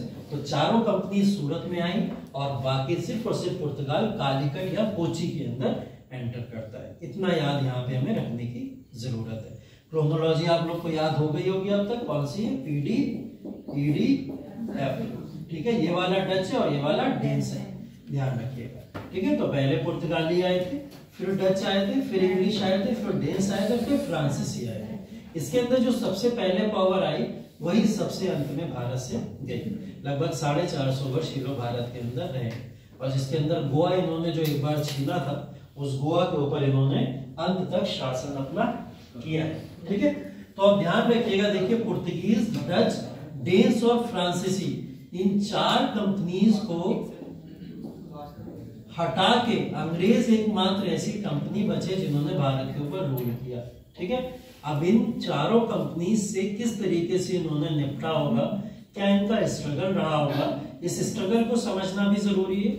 लेकिन उससे पहले इन लोग के थोड़े थोड़े नेचर की बात कर लेते हैं कि पुर्तगाली भारत में आए तो ये इनके कार्य क्या क्या थे और कौन कौन से इंपॉर्टेंट लोग भारत के अंदर आए। ऐसे डच कब भारत में आए और इन्होंने भारत में क्या किया होगा। ठीक है, ऐसे डेन्स कब आए और फ्रांसीसी कब आए। जब इन सब के बारे में पढ़ लोगे तो आप लोग को ये पता चल जाएगा कि अंग्रेज इन चारों से कैसे निपटेंगे। भारत के अंदर जितनी भी यूरोपीय कंपनीज आई, वो यूरोपीय कंपनी एक दूसरे को हटा के अपना बिजनेस सेटअप वहां पे एस्टेब्लिश करना चाहते थे। ठीक है, इसलिए इनमें आपसी संघर्ष भी तो होंगे, है ना। पुर्तगाली डच से लड़ेंगे, डच अंग्रेजों से लड़ेंगे, अंग्रेज डेन्स से लड़ेंगे, या डेन्स फ्रांसीसी से लड़ेंगे, और इन पांचों की लड़ाई में जो सबसे सुप्रीम आएगा वही तो आगे चल के भारत में रुक पाएगा। तो वही लड़ाइयां हम लोग को यहाँ पे देखनी भी पड़ेंगी। तो उन लड़ाइयों को भी देखेंगे, जिसका एक इंपॉर्टेंट जो लड़ाइयों का जो क्रोनोलॉजी है वो आप लोग किसमें देखोगे? कर्नाटक वॉर के अंदर, कर्नाटक युद्ध जो हुए जिसके अंदर आप डुप्ले उपले को भी देखोगे आगे चल के, ठीक है। तो वो लड़ाई जिसमें बॉन्डी वॉश वगैरह की लड़ाई सब देखने को मिलेगी। तो एक एक करके सारी बातें करेंगे। पहले इनके नेचर्स को समझना शुरू कर देते हैं। पुर्तगाल, ठीक है। तो भारत के अंदर पुर्तगालियों का आगमन और पुर्तगालियों के आगमन से रिलेटेड कुछ इंपॉर्टेंट कॉन्सेप्ट्स जो आपको यहाँ पे याद रखने की जरूरत है, वो बहुत सारे तो मैंने आपको बता ही दिए, लेकिन कुछ चीजें जो आपको यहाँ से याद रखनी है वो ये है 1500 ईस्वी। 1500 ईस्वी में जब यहाँ से वास्को डी गामा जा चुका था 1499 में, तो वास्को डी गामा ने ये न्यूज आके पुर्तगाल में आम की और वहां से एक व्यक्ति को भेजा जिसका नाम था अल्वेरेस कैब्रल, ठीक है। अल्वेरेस कैब्रल को क्रेडिट पता क्या जाता है भारत के अंदर पहली पुर्तगाली कंपनी स्टैब्लिश करने का। इससे पहले कोई भी विदेशी कंपनी भारत में स्टैब्लिश नहीं थी, तो भारत में सबसे पहली कोई विदेशी कंपनी जो कि एक पुर्तगाली कंपनी थी, इसको किसने यहाँ पे स्टैब्लिश किया? कैब्रल, ठीक है। तो आप इस नाम को याद रखिएगा। वास्को डी गामा दूसरी बार 1502 में आया था, ये भी बता दिया। पुर्तगालियों ने अपनी कहां पे कोठियां या व्यापारिक बस्तियां या फिर कंपनीज एस्टेब्लिश करी, उसके नाम ये हैं और ये इंपॉर्टेंट है एग्जाम के लिए, आपके प्रीलिम्स में पूछ लिया जाएगा। तो स्टार्टिंग के फेज में इन्होंने कैलीकट में या कोचीन में सबसे पहले कंपनी अपनी एस्टेब्लिश करी, उसके बाद में कन्नानौर, ये सब दक्षिण भारत के अंदर की स्थापित की गई फैक्ट्रीज हैं जो इन्होंने अपने आरंभिक वर्षों में स्थापित की थी, ठीक है। सारे स्टेटमेंट लिखने की कोई जरूरत नहीं है, काफी चीजें मैं आपको बता चुका हूँ। इंपॉर्टेंट जो फैक्ट आपको दिख रहे हैं इसमें बड़े बड़े, उसको नोट कर लीजिए। ये नोट्स हमेशा की तरह आप तक पहुंच जाएंगे, तब पढ़ लीजिएगा, ठीक है। भारत में पुर्तगालियों का पहला गवर्नर, देखिए इसका बहुत इंपॉर्टेंट रोल है। पुर्तगाली जो पहला गवर्नर था जिसका क्या नाम है? अल्मेडा, ठीक है। फ्रांसिस्को डी अल्मेडा इनका पूरा नाम था और फ्रांसिस्को डी अल्मेडा को 1505 ईस्वी में भारत के अंदर पहला पुर्तगाली गवर्नर बना के बुलाया गया था, ठीक है। और 1505 से लेकर ये 1509 तक भारत के अंदर पहले पुर्तगाली गवर्नर के तौर पर रहते। इनके द्वारा किए गए कार्यों के अंदर जो सबसे इंपॉर्टेंट और पीक का वर्क था वो था शांत जल की नीति, ब्लू वाटर पॉलिसी, ठीक है। शांत जल की नीति या फिर ब्लू वाटर पॉलिसी, ये इनके द्वारा किया गया सबसे महत्वपूर्ण कार्य था जिसको हमें याद रखना है। और ये था क्या बेसिकली, जैसा कि मैंने आपको बताया, समुद्री रास्तों के ऊपर कंट्रोल अपना स्थापित कौन करना चाहते थे? पुर्तगाली। और ये कार्य किसने शुरू कर दिया था? फ्रांसिस्को डी अल्मेडा ने। फ्रांसिस्को डी अल्मेडा का कहना था कि हम समुद्री रास्तों के ऊपर भी अपना कंट्रोल चाहते हैं। हमारी अरबों के साथ में कोई ऐसी लड़ाई नहीं है, लेकिन हमें अरबों से क्या चाहिए? सिर्फ और सिर्फ एक रूट चाहिए जो हमारा व्यापारिक रूट बन जाए, जिससे हम अपना व्यापार कर सके। तो आप भी उस समुद्री इलाके में शांत रहो और हमको भी उस समुद्री इलाके में शांत रहने दो, जिसकी वजह से हमारे आपसी डिस्प्यूट नहीं होंगे, लड़ाइयां नहीं होंगी। हमको भी एक तरीका मिल जाएगा और आपको भी एक तरीका मिल जाएगा। और इस शांत जल की नीति को जब इसने उनके सामने रखा तो उन्होंने इस बात को रिजेक्ट कर दिया, मना कर दिया इस चीज को लेके। तो फिर इस शांत जल की नीति के ही द्वारा डेवलप दो कॉन्सेप्ट हुए थे जिसकी कल मैंने बात की थी आपके सामने, कि इस समुद्री रास्ते से अगर अरब के लोग भी भारत के अंदर व्यापार करने आएंगे तो पुर्तगाली उनका रास्ता रोक देंगे, ठीक है। पुर्तगाली क्या करेंगे? उनका रास्ता रोक देंगे। भले से वो चल के अरब से भारत की तरफ भी अगर आएंगे तो पुर्तगाली उनका रास्ता रोक देंगे, क्योंकि पुर्तगाली भारत के अंदर परमिशन लेके अब भारत के अंदर व्यापार करने वाली कंपनी है और उनके साथ अगर आपको व्यापार करना है तो फिर आपको उस तरीके से कार्य करना पड़ेगा। तो अरब जब भी भारत के रास्ते आते थे या भारत में आते थे या कोई भी विदेशी कंपनी जब उस समुद्री रास्ते से आना चाहती थी तो ये उसके ऊपर क्या करते थे? रैंसम लगाते थे, जो हफ्ता वसूली की बात हमने की थी, हफ्ता वसूली।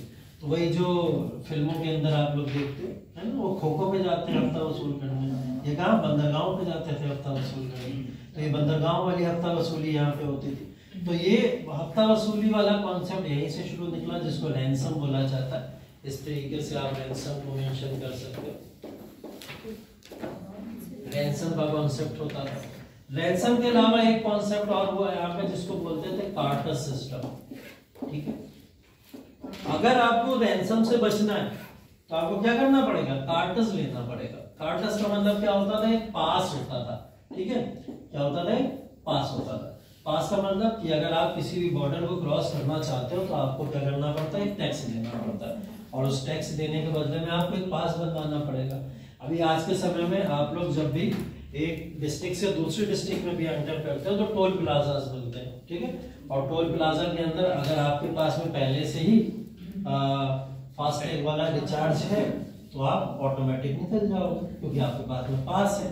लेकिन अगर पास नहीं होगा तो वो रोकेंगे, आपका समय बर्बाद करेंगे और आपसे चार्जेस भी करेंगे, ऐसा होता है। तो इन्होंने क्या करा था, वही कार्टर सिस्टम लागू कर दिया, बोले अपना पास बनवा लो सालाना और जितना व्यापार करना उस तरीके से व्यापार करो। तो आपको एक पास बनवाना पड़ता था जिसको कार्टस बोला जाता था। तो ये कार्टर सिस्टम इन्होंने लागू कर दिया था। कार्टस और रैंसम ये व्यवस्थाएं आगे चल के पुर्तगालियों के द्वारा भारत में लागू कर दी गई, जिससे धीरे धीरे समुद्री रास्तों का कंट्रोल इनके हाथों में आना शुरू हो गया, ठीक है। ये बेसिकली इससे रिलेटेड कार्य था इनका। 1505 से 9 तक क्योंकि इंपॉर्टेंट गवर्नर जनरल है, लेकिन फिर भी इनको वास्तविक गवर्नर नहीं माना जाता क्योंकि इनके द्वारा किए गए कार्य इतने उपयोगी साबित नहीं हुए जिससे एक बहुत बड़ा परिवर्तन आया, ठीक है। वास्तविक गवर्नर माना जाता है किसको, अल्फांसो डी अल्बुकर्क को, जो 1509 में आए थे और 1515 तक इन्होंने गवर्नरशिप की भारत के अंदर, ठीक है। अल्फांसो डी अल्बुकर्क नाम याद रखिएगा। ये भारत में पुर्तगाली क्षेत्रों का, पुर्तगाली क्षेत्र मतलब अभी मैंने कुछ एरियाज आपको दिखाए ऊपर जो जो इन्होंने कंट्रोल में किए थे, ठीक है, ऐसे एरियाज। और क्योंकि ये लोग उत्तर भारत की तरफ भी सूरत जैसे इलाकों में अब तक बढ़ चुके थे तो इन तमाम एरियाज का गवर्नर किसको बनाया जाता है, अल्फांसो डी अल्बुकर्क। और 1510 ईस्वी में जो कल मैंने बताया था आपको, गोवा पर कब्जा करने का क्रेडिट किसको जाता है, वो अल्फांसो डी अल्बुकर्क को ही जाता है, ठीक है। तो अल्फांसो डी अल्बुकर्क से रिलेटेड ये इंपॉर्टेंट कॉन्सेप्ट था क्योंकि आगे चल के अपनी राजधानी जो बनाई पुर्तगालियों ने, वो कौन सी बनाई थी, गोवा को ही बनाया था, ठीक है। आगे देखिए, पुर्तगालियों ने फारस की खाड़ी में होमुस से लेकर मलाया, ठीक है, होमुस फारस की खाड़ी के इलाके के आसपास का जो इलाका है होमुस बोला जाता है, ठीक है।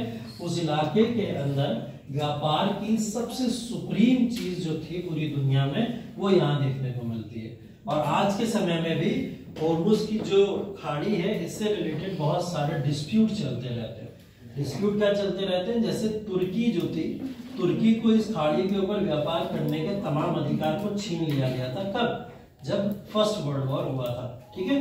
तो ये लोग इस जगह पे व्यापार करते थे और पॉलिटिकली बहुत स्ट्रॉन्ग थे, इकोनॉमिकली बहुत स्ट्रॉन्ग थे इस एरिया के अंदर। तो इनके ये व्यापार को छीन लिया गया था, जिससे ऑटोमन एम्पायर कमजोर हुआ था और बाद में ऑटोमन एम्पायर पूरी तरीके से गिर गया, ठीक है। तो एक रीजन ये था, वर्ल्ड हिस्ट्री पढ़ोगे तो बताऊंगा मैं आपको। अब ये कहां तक है, इंडोनेशिया में, मतलब पुर्तगालियों ने वो फारस की खाड़ी से लेकर इंडोनेशिया का, भारत का पूर्वी इलाका, और यहाँ किसकी बात हो रही है, अरेबियन इलाके में, तो अरब के इलाके से इंडोनेशिया तक इस पूरे रीजन पे समुद्री इलाकों का कंट्रोल किसने ले लिया, पुर्तगालियों ने। तो अब समुद्री क्षेत्रों की पूरी दुनिया में सबसे बड़ी शक्ति कौन बन गया था, पुर्तगाली बन चुके थे। और यही इनको प्रॉफिट हुआ आगे चल के। तो 100 साल का जो संघर्ष हुआ था पुर्तगालियों का, उसके बाद इन्होंने कंट्रोल पूरा अपने हाथों में ले लिया, ठीक है। तभी समुद्री इलाकों का कंट्रोल इनको मिल पाता है, ठीक। 1530 में एक नया गवर्नर है जो आया था 1529 ईस्वी में, और नीनो डी कुनाम का नाम था। इन्होंने क्या करा था, बहादुर शाह से द्वीप और बेसिन पर कब्जा लिया। वही बताया था मैंने अभी आपको, बहादुर शाह वाला, कि द्वीप के ऊपर कब्जा इन्होंने किसको दे दिया था, पुर्तगालियों को। और लेकिन पुर्तगाली गवर्नर था कौन उस समय, नीनो डी कुना था। तो नीनो डी कुना का अच्छा योगदान ये रहा कि इन्होंने द्वीप और बेसिन पर कब्जा कर लिया था। और द्वीप और बेसिन उस समय के सबसे इंपॉर्टेंट ट्रेड रूट हुआ करते थे, ठीक है। और उन ट्रेड रूट के ऊपर कब्जा करना पुर्तगालियों को काफी बेनिफिट पहुंचाता है। और इसी समय इन्होंने अपनी राजधानी भी परिवर्तित करी और अब गोवा को अपनी परमानेंट राजधानी आगे तक के लिए बना दिया, जो इनका हेडक्वार्टर रहता है 1961 तक, ठीक है। तो यही समय था जब पुर्तगाली सबसे ज्यादा मजबूत दिखाई देते हैं, किनके समय काल में, नीनो डी कुना, ठीक है। 3 वायसराय गवर्नर याद रखने आपको। पहला कौन सा, अल्मीडा। अल्मीडा की नीति कौन सी, लो बॉर्डर पॉलिसी, हफ्ता वसूली, रैंसम और कार्टर सिस्टम याद रखना है। फिर अल्बुकर के ऊपर आ गया। अल्बुकर के समय क्या याद रखना है? गोवा को प्राप्त किया था। गोवा को प्राप्त करने के बाद में और क्या इनसे रिलेटेड? सिर्फ गोवा प्राप्ति वास्तविक माना जाता है ना इनको शासक या पुर्तगाली शक्तियों को वास्तविक रूप से स्थापित करने वाला। तो क्यों सिर्फ गोवा को ही प्राप्त करना होगा? हॉर्मुज की खाड़ी जो है वहां से लेकर इंडोनेशिया तक का जो विस्तार हुआ इनकी समय से तो शुरू हुआ था। तो समुद्री इलाकों पे पूरा कंट्रोल है वो इनके समय पे दिखाई देता है। तो बेसिकली जो पॉलिटिकली अपने आप को बढ़ावा दे रहे थे उसके थ्रू इनको वास्तविक शासक माना जाता है। तीसरी चीज इनके समय की इंपॉर्टेंट वो आप कर सकते हो कि इन्होंने धार्मिक तरीके से लोगों को इन्फ्लुएंस करवाना भी शुरू किया। पुर्तगाली जितने भी धार्मिक लोग थे या जो भी प्रीस्ट वगैरह होते थे उनको इनवाइट करके भारत के अंदर क्रिश्चियनिटी का प्रमोशन शुरू किया। ठीक है, तो धार्मिक रूप से भी आप उनको पढ़ सकते हैं। नीनो डी कोना क्योंकि ये भारत के जितने भी रूलर्स थे उनके साथ अपने अच्छे संबंध स्थापित करने में सफल हुए और इन्होंने भारत की इंटरनल बाउंड्रीज जो थी, आंतरिक सीमाएं जो थी, उन सीमाओं पर अपना ज्यादा से ज्यादा प्रभुत्व जमाना शुरू किया। जैसा कि गुजरात का लगभग कंट्रोल इनके हाथों में आ गया था बहादुर शाह की वजह से, और दीव और बेसिन, दमन और दीव वाला द्वीप की बात हो रही है ये, और बेसिन को इन्होंने इस पूरे इलाके को अपने कंट्रोल में ले लिया। ये इस समय का आप लोग समझ सकते हो, इनके समय में ये सबसे इंपॉर्टेंट चीज हुई। ठीक है, और भी चीजें देखिए।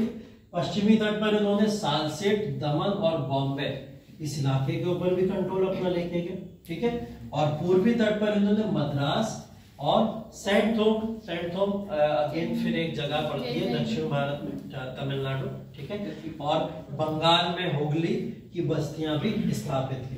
अब देख लो पुर्तगाली जो सिर्फ एक दक्षिण भारत के कालीकट या कोची के इलाके के अंदर आए थे, अब वो धीरे धीरे उत्तरी भारत में भी गए और पश्चिमी भारत में भी गए और पूर्वी भारत में भी चले गए।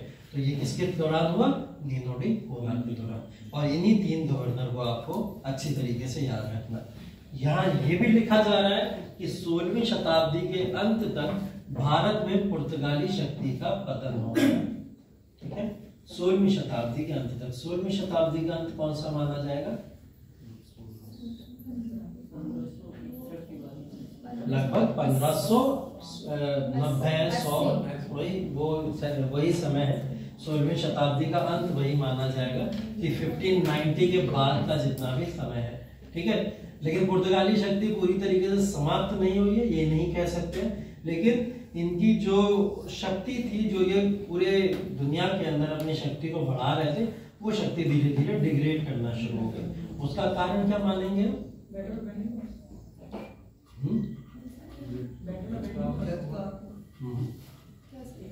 हम यूरोपीय शक्तियों का आगमन मानेंगे जो दूसरी यूरोपीय शक्ति पावरफुल होना शुरू हो गई थी ना।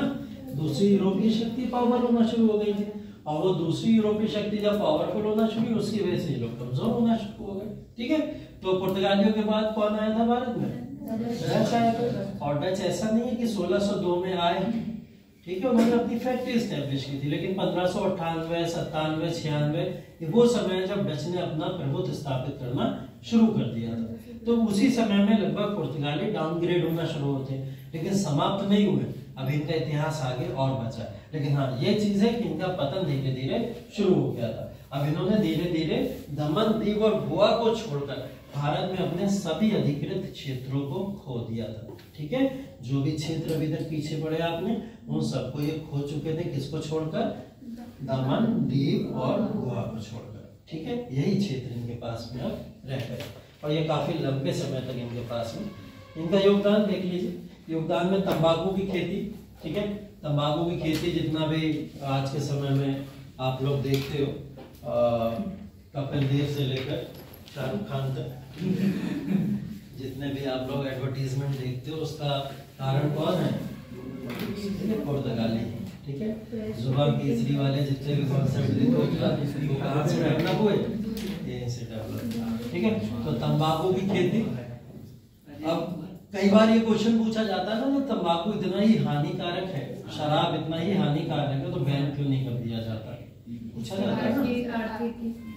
आर्थिक भी तो देखना है हमको अपना, आर्थिकी के चक्कर में जाने जाए तो जाए, क्या फर्क पड़ता है। अगर हमको अपना 100 रुपए कमाने में 2 लोगों को मारना पड़ रहा है, क्या फर्क पड़ता है, ठीक है। तो आर्थिकी तो मजबूत हो रही है, उन 2 लोगों को मारने की वजह से 98 लोग तो बचे हुए हैं, है ना। तो ये गिव एंड टेक वाला प्रिंसिपल है, रूल है। लेकिन आप जब इसको नैतिक शास्त्र में लिखोगे ना, paper for ethics, integrity and aptitude, है ना, वहां पे इस कॉन्सेप्ट को बहुत संभाल के लिखना। कभी ऐसा कॉन्सेप्ट पूछ लिया जाए आपसे, तंबाकू, शराब या फिर भांग, ये जितने भी तरीके की चीजें हैं भारत में, इनका पूरी तरीके से जो उपयोग किया जाता है वो करना कहाँ तक सही है। सर इसका आंसर बैलेंस में लिखा जाएगा या एक पक्ष में या विपक्ष में? नहीं, इसको भी बैलेंस ही करना पड़ेगा आपको, ठीक है। और बैलेंस से ज्यादा आपको इसका नेगेटिव इम्पैक्ट दिखाना पड़ेगा, ठीक है। नेगेटिव इम्पैक्ट इसलिए दिखाना पड़ेगा, सरकार की बुराई नहीं करनी है नेगेटिव इम्पैक्ट। इसमें आपको सीधा सीधा लोगों की बुराइयां करनी है कि लोगों को खुद इतना जानकार होना चाहिए कि वो लोग जब देख रहे हैं तंबाकू के पैकेट के ऊपर साफ साफ लिखा हुआ है जानलेवा है, इससे आपकी जान जा सकती है, फिर भी उसको ले रहे हैं, इस्तेमाल कर रहे हैं, तो वो भी गलत है। तो आपको इसके लिए जनता को रिस्पॉन्सिबल ठहराना पड़ेगा, और जनता रिस्पॉन्सिबल है ये दिखाना पड़ेगा। सरकार को रिस्पॉन्सिबल इसलिए नहीं दिखा सकते क्योंकि सरकार अपनी आर्थिकी चला रही है, आर्थिकी चलाने के लिए उसको ये करना पड़ेगा। कोविड हुआ, कोरोना के समय में सब बंद था, सिर्फ शराब की दुकानें, ठीक है, शराब की दुकानें खोली हुई थी, शराब की दुकानों को खोल दिया गया था। और सबसे पहले क्योंकि हमें अपनी आर्थिकी मजबूत करनी थी, और ये बात सबको पता थी, ये 1-2 महीने से जो घर में भरा बैठा है बिल्कुल वो शराब में सबसे पहले लाइन लगाया, तो हुआ भी भाई। और शराब की वजह से हमारी आर्थिकी में बहुत बड़ा एक बाउंस आया था, है ना। तो ऐसी चीजें होती है, तो आपको इसको बैलेंस करना पड़ेगा, लेकिन इसको गलत दिखाना पड़ेगा, है ना। आप इसको जस्टिफाई नहीं कर सकते क्योंकि है भी गलत। तो तंबाकू की खेती यहाँ पे है, गोवा में पहली प्रिंटिंग प्रेस भी स्थापित करने का योगदान इन्हीं को जाता है, और ये 1556 में हुआ था, ठीक है। गोवा में पहली प्रिंटिंग प्रेस भारत में अंग्रेज नहीं लाए थे, ठीक है, इस बात पे कंफ्यूज मत होइएगा। पहली प्रिंटिंग प्रेस कौन लाया था? ये पुर्तगाली लाया था। द इंडियन मेडिसिनल प्लांट्स, ठीक है, ये पहला वैज्ञानिक काव्य था जो कि गोवा में प्रकाशित किया गया था, और इसके अंदर जितने भी मेडिसिन से रिलेटेड इलाज बताए गए थे वो सारे के सारे आयुर्वेदा से रिलेटेड थे। किससे? आयुर्वेदा। भारत के अंदर जितनी भी आयुर्वेदिक मेडिसिन होती थी उसका पहला इन्होंने वैज्ञानिक कार्य किया, मतलब रिसर्च वर्क किया होगा उसके ऊपर, और उस रिसर्च वर्क के द्वारा इन्होंने बताया हर एक बीमारी का इलाज आयुर्वेदा है, और उसका इन्होंने प्रोजेक्ट वर्क तैयार करके दुनिया में प्रकाशित किया, ठीक है, जिससे आगे चल के इनको काफी फायदा हुआ और आगे चल के अंग्रेजों को। भारत में पुर्तगालियों के पतन के कारण देख लीजिए, ठीक है, बोला गया ना कि 16वीं शताब्दी आते आते या उसके अंत तक इन्होंने अपना सारा पॉलिटिकल कंट्रोल खो दिया, ठीक है।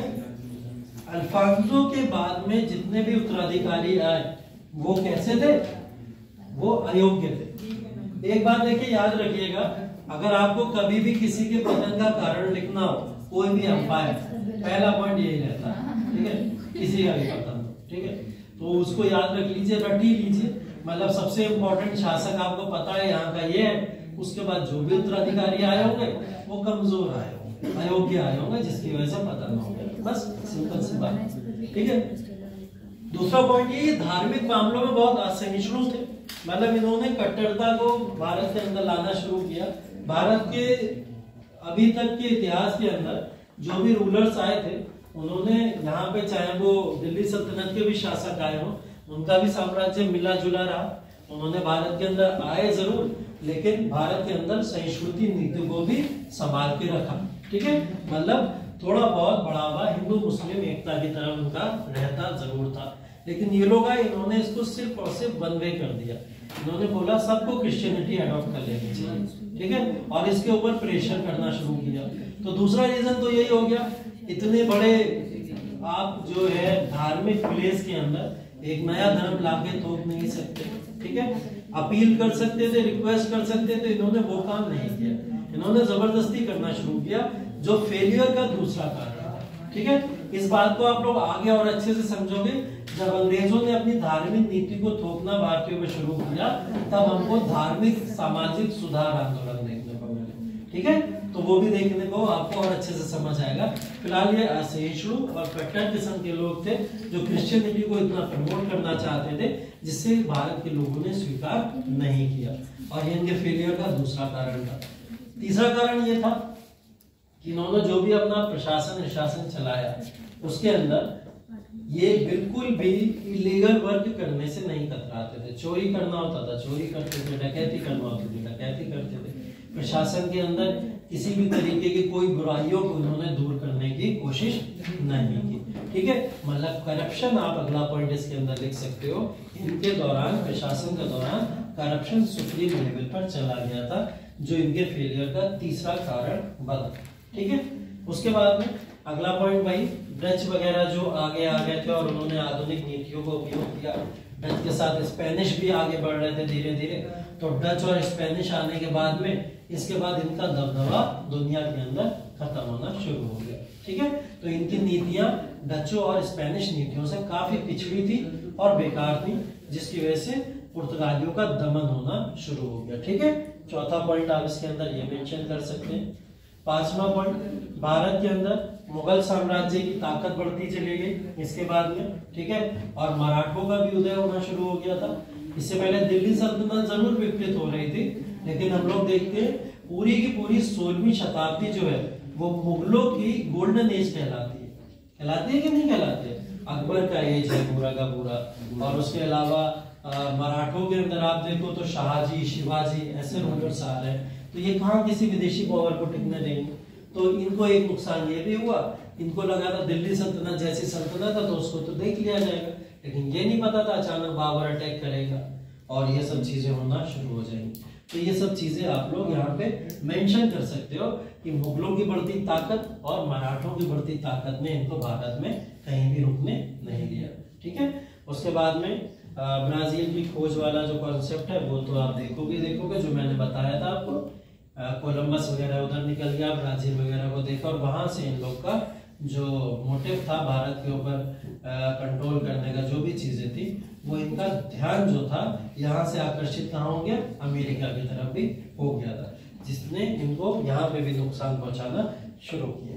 1580 में पुर्तगाल स्पेन के अधीन आ गया था। ठीक है, पुर्तगाल स्पेन के संघर्ष है, लगभग यूरोपीय जो आसपास की पावर्स होती थी वो स्ट्रगल करती थी एक दूसरे को कंट्रोल करने के लिए। जब आप वर्ल्ड हिस्ट्री पढ़ोगे तो ये स्ट्रगल देखोगे। ठीक है, तो पुर्तगाल ने यहाँ पे स्पेन की अधीनता को स्वीकार कर लिया था। अब स्पेन तो चाहता था हमारा ज्यादा मोटिव अमेरिका की तरफ रहे, हम फोकस अमेरिका की तरफ करें, लेकिन पुर्तगाली लोग क्या चाहते थे, भारत के ऊपर करना। तो इसी की वजह से इन लोगों का फोकस हिल गया और ये लोग स्पेन की अधीनता में आने के बाद में भारत के अंदर अपना ज्यादा साम्राज्य विस्तार नहीं कर पाए। एक पॉइंट आप इसके अंदर ये मेंशन कर सकते हो। ठीक है, तो पतन के कारण अगर आपसे पूछे जाए तो पतन के कारण आप इसके अंदर ये मेंशन कर सकते हो। ये मेंस के पर्सपेक्टिव से था पूरा का पूरा, और मेंस के पर्सपेक्टिव से इसको आप मेंशन कर सकते हो। इसके अंदर जो समझ आ रहा है लिख लो, वरना मैं आपको नोट्स दे ही लूंगा। ठीक है, वरना आगे बढ़ते हैं। पुर्तगाली के बाद में अगला कौन है? डच है। अब भारत के अंदर डचों का बहुत बड़ा योगदान नहीं है। ठीक है, ध्यान रखिएगा। डच और डेन्स ये दो पावर्स ऐसी हैं जिनका पॉलिटिकली, इकोनॉमिकली या रिलीजियसली कोई भी खास योगदान भारत में देखने को नहीं मिलता। ठीक है, लेकिन क्योंकि सिलेबस का पार्ट है इस वजह से हम लोग थोड़ा बहुत देखते हुए चलते हैं। ठीक, तो पुर्तगालियों के बाद में भारत में अगली जो विदेशी पावर थी यूरोपियन, वो थे डच। और डच कहाँ से आए थे? नीदरलैंड या हॉलैंड से।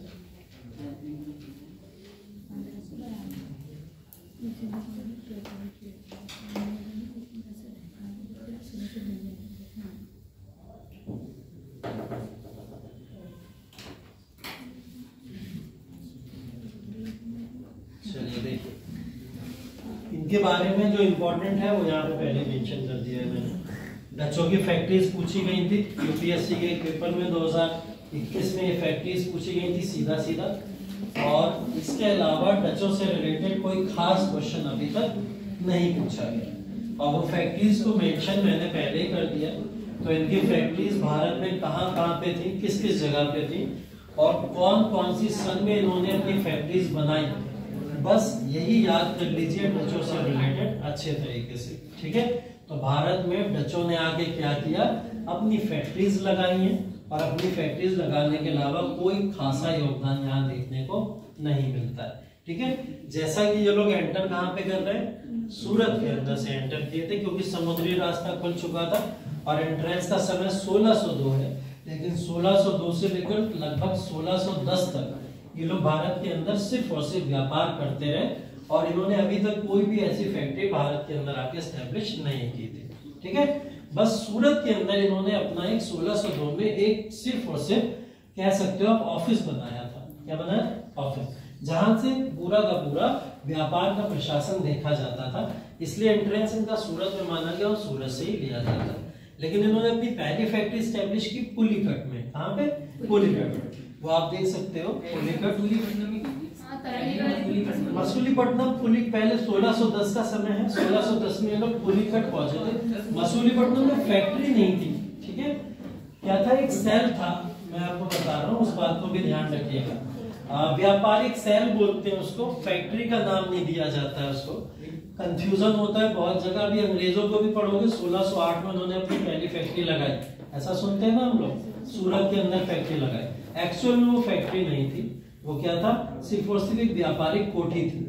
और व्यापारिक कोठी ऐसी होती है जिसका मतलब फैक्ट्री से नहीं होता है। ठीक है, और इस क्वेश्चन को एक बार पीसीएस पूछ के क्लियर भी कर चुका है, तो इसमें कंफ्यूज मत रहिएगा। मसूलीपट्टनम ये लोग पहुंचे थे और मसूलीपट्टनम में इन्होंने अपना सिर्फ एक व्यापारिक सेल शुरू किया था। ठीक है, उसको आप फैक्ट्री का नाम नहीं दे सकते, फैक्ट्री नहीं थी। फैक्ट्री जितनी भी थी वो सिर्फ यहाँ मेंशन करी है मैंने सारे के सारे। अगर मसूलीपट्टनम फैक्ट्री होती तो वो यहाँ पे मेंशन होती। ठीक है, तो वो फैक्ट्री का नाम से नहीं लिया जाएगा, बस ये डेट के साथ में मेंशन कर लीजिए। मसूलीपट्टनम मेंशन की है मैंने, मेंशन की है 1605 है, लेकिन ये फैक्ट्रीज के फॉर्म में नहीं है, ये ध्यान रखिएगा। ये व्यापारिक कोठी, ठीक है, क्या है, व्यापारिक कोठी। अगर आपसे क्रोनोलॉजी मैच करने की आए किसकी, फैक्ट्रीज की, तो फैक्ट्रीज में क्रोनोलॉजी में मसूलीपट्टनम अगर लिखा है तो आप उसके साथ जा सकते हैं, वरना मसूलीपट्टनम को आप कभी भी मेंशन मत कीजिएगा कि वो एक फैक्ट्री थी। वो सिर्फ एक व्यापारिक सेल था और व्यापारिक सेल फैक्ट्री से बहुत अलग होता है। व्यापारिक सेल सिर्फ ऑफिस वर्क करता है और ऑफिस वर्क के अलावा फैक्ट्रीज का काम क्या होता है, अपने सारे प्रोडक्शन को एक जगह पे कलेक्ट करना और वहां से व्यापार को बढ़ावा देना। दोनों में डिफरेंस होता है। ठीक है, तो यहाँ पे जो मेंशनिंग है उसको आप एक बार मेंशन जरूर कर लीजिएगा अपने नोट्स में। लिखना है तो अभी लिख लो, वरना बाद में भी मिल जाएगा आप लोग। एटलीस्ट प्लेसेस तो मेंशन कर लो कॉपी के अंदर, वरना घर जाके घर वाले कॉपी चेक करेंगे क्या पढ़ के आया सर, तो सब सन्नाटा। सबसे ऊपर डच फैक्ट्रीज इन इंडिया लिखा है, चिंसुरा, चिंसुरा।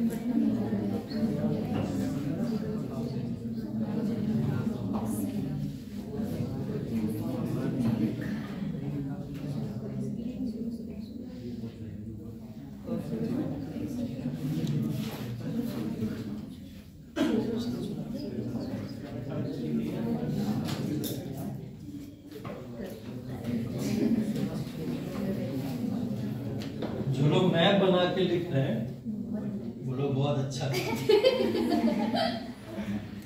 हाँ अच्छा काम इसलिए कर रहे हैं क्योंकि एटलीस्ट इसकी प्रैक्टिस तो हो जाएगी, है ना।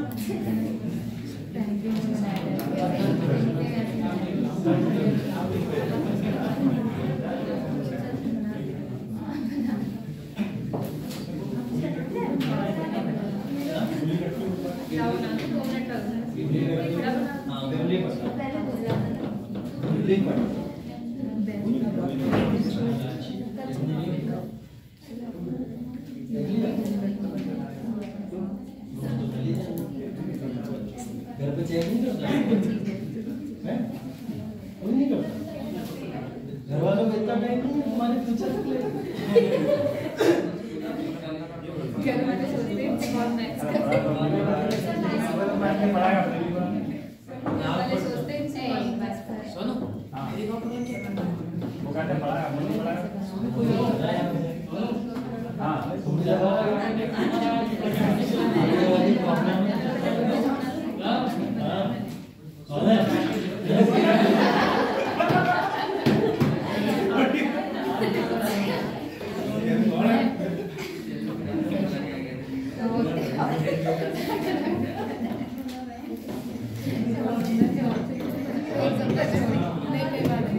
सर आज स्मार्ट आप थैंक यू। आज अच्छा लगा मुझे सुन। आजकल लोग चेंज है। हाँ आज अच्छा लगा। ऐसे रोज बोला करो। रोज इसलिए बोला करो मेरी तबीयत ठीक रही। सबसे ज्यादा मजा तुमको मारा। कंप्यूटर पढ़ा पड़े सर कंप्यूटर पढ़ा पड़े रिलेशन है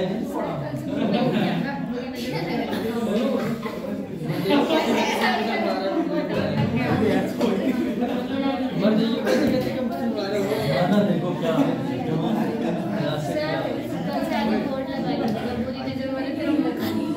पहले ही है क्या लगा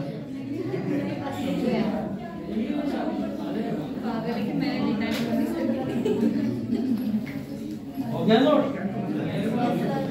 अब जिसने अभी शुरू किया उसका कैसे होगा?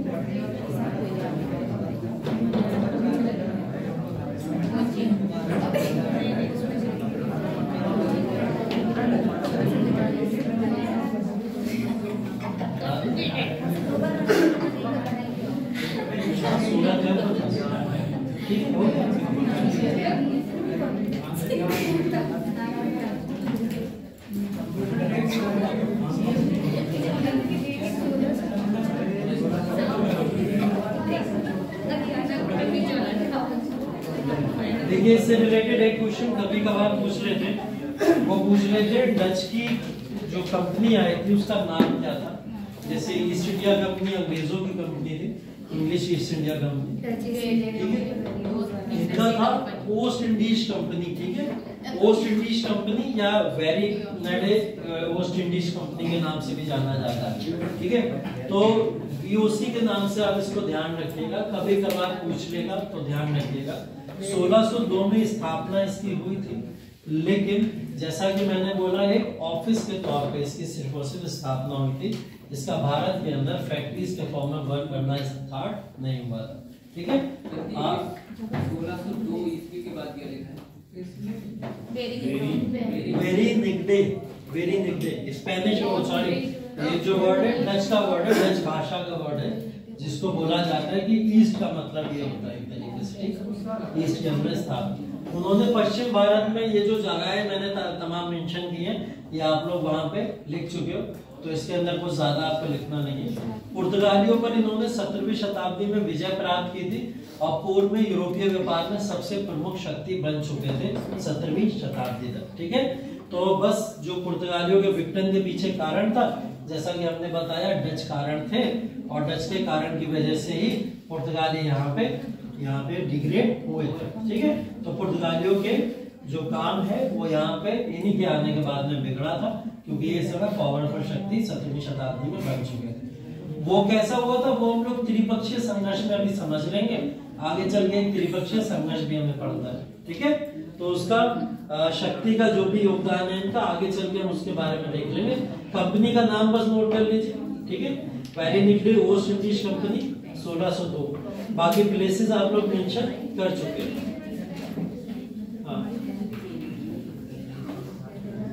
वेरिनिग्रे ओस्ट इंडीज कंपनी 1602, ठीक। लो लो लो समय लगता है।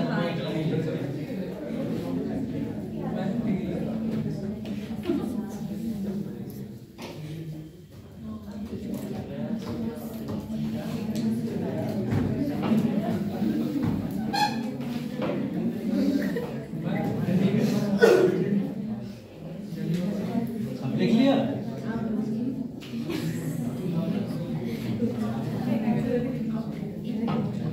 चलो उसके बाद में बस एक बात ध्यान रखिएगा, इन्होंने अपना जो व्यापारिक स्थल था उसको यहाँ से भारत में ही नहीं स्थापित किया था।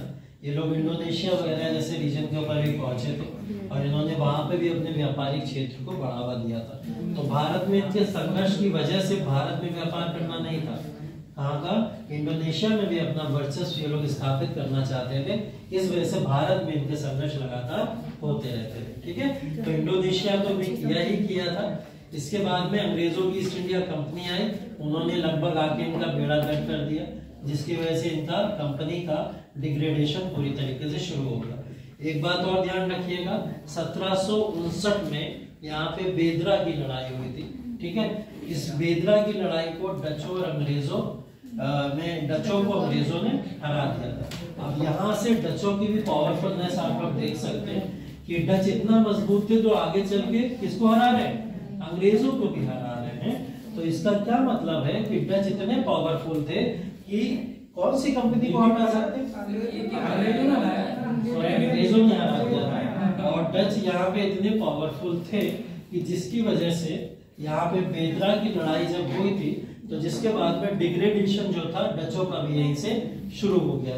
तो डच भी इतने पावरफुल थे भारत के अंदर कि अंग्रेजों से सीधा किसी एक वॉर के अंदर या युद्ध के अंदर टकरा रहे। और ये टकराव आप अभी 16वीं शताब्दी के बाद में 17वीं शताब्दी जब शुरू होगी तो इस टकराव को आप लोग त्रिपक्षीय संघर्ष के फॉर्म में अभी देखेंगे। और वो त्रिपक्षीय संघर्ष जो था कहां तक लेके गया, बेदरा की लड़ाई तक लेके गया।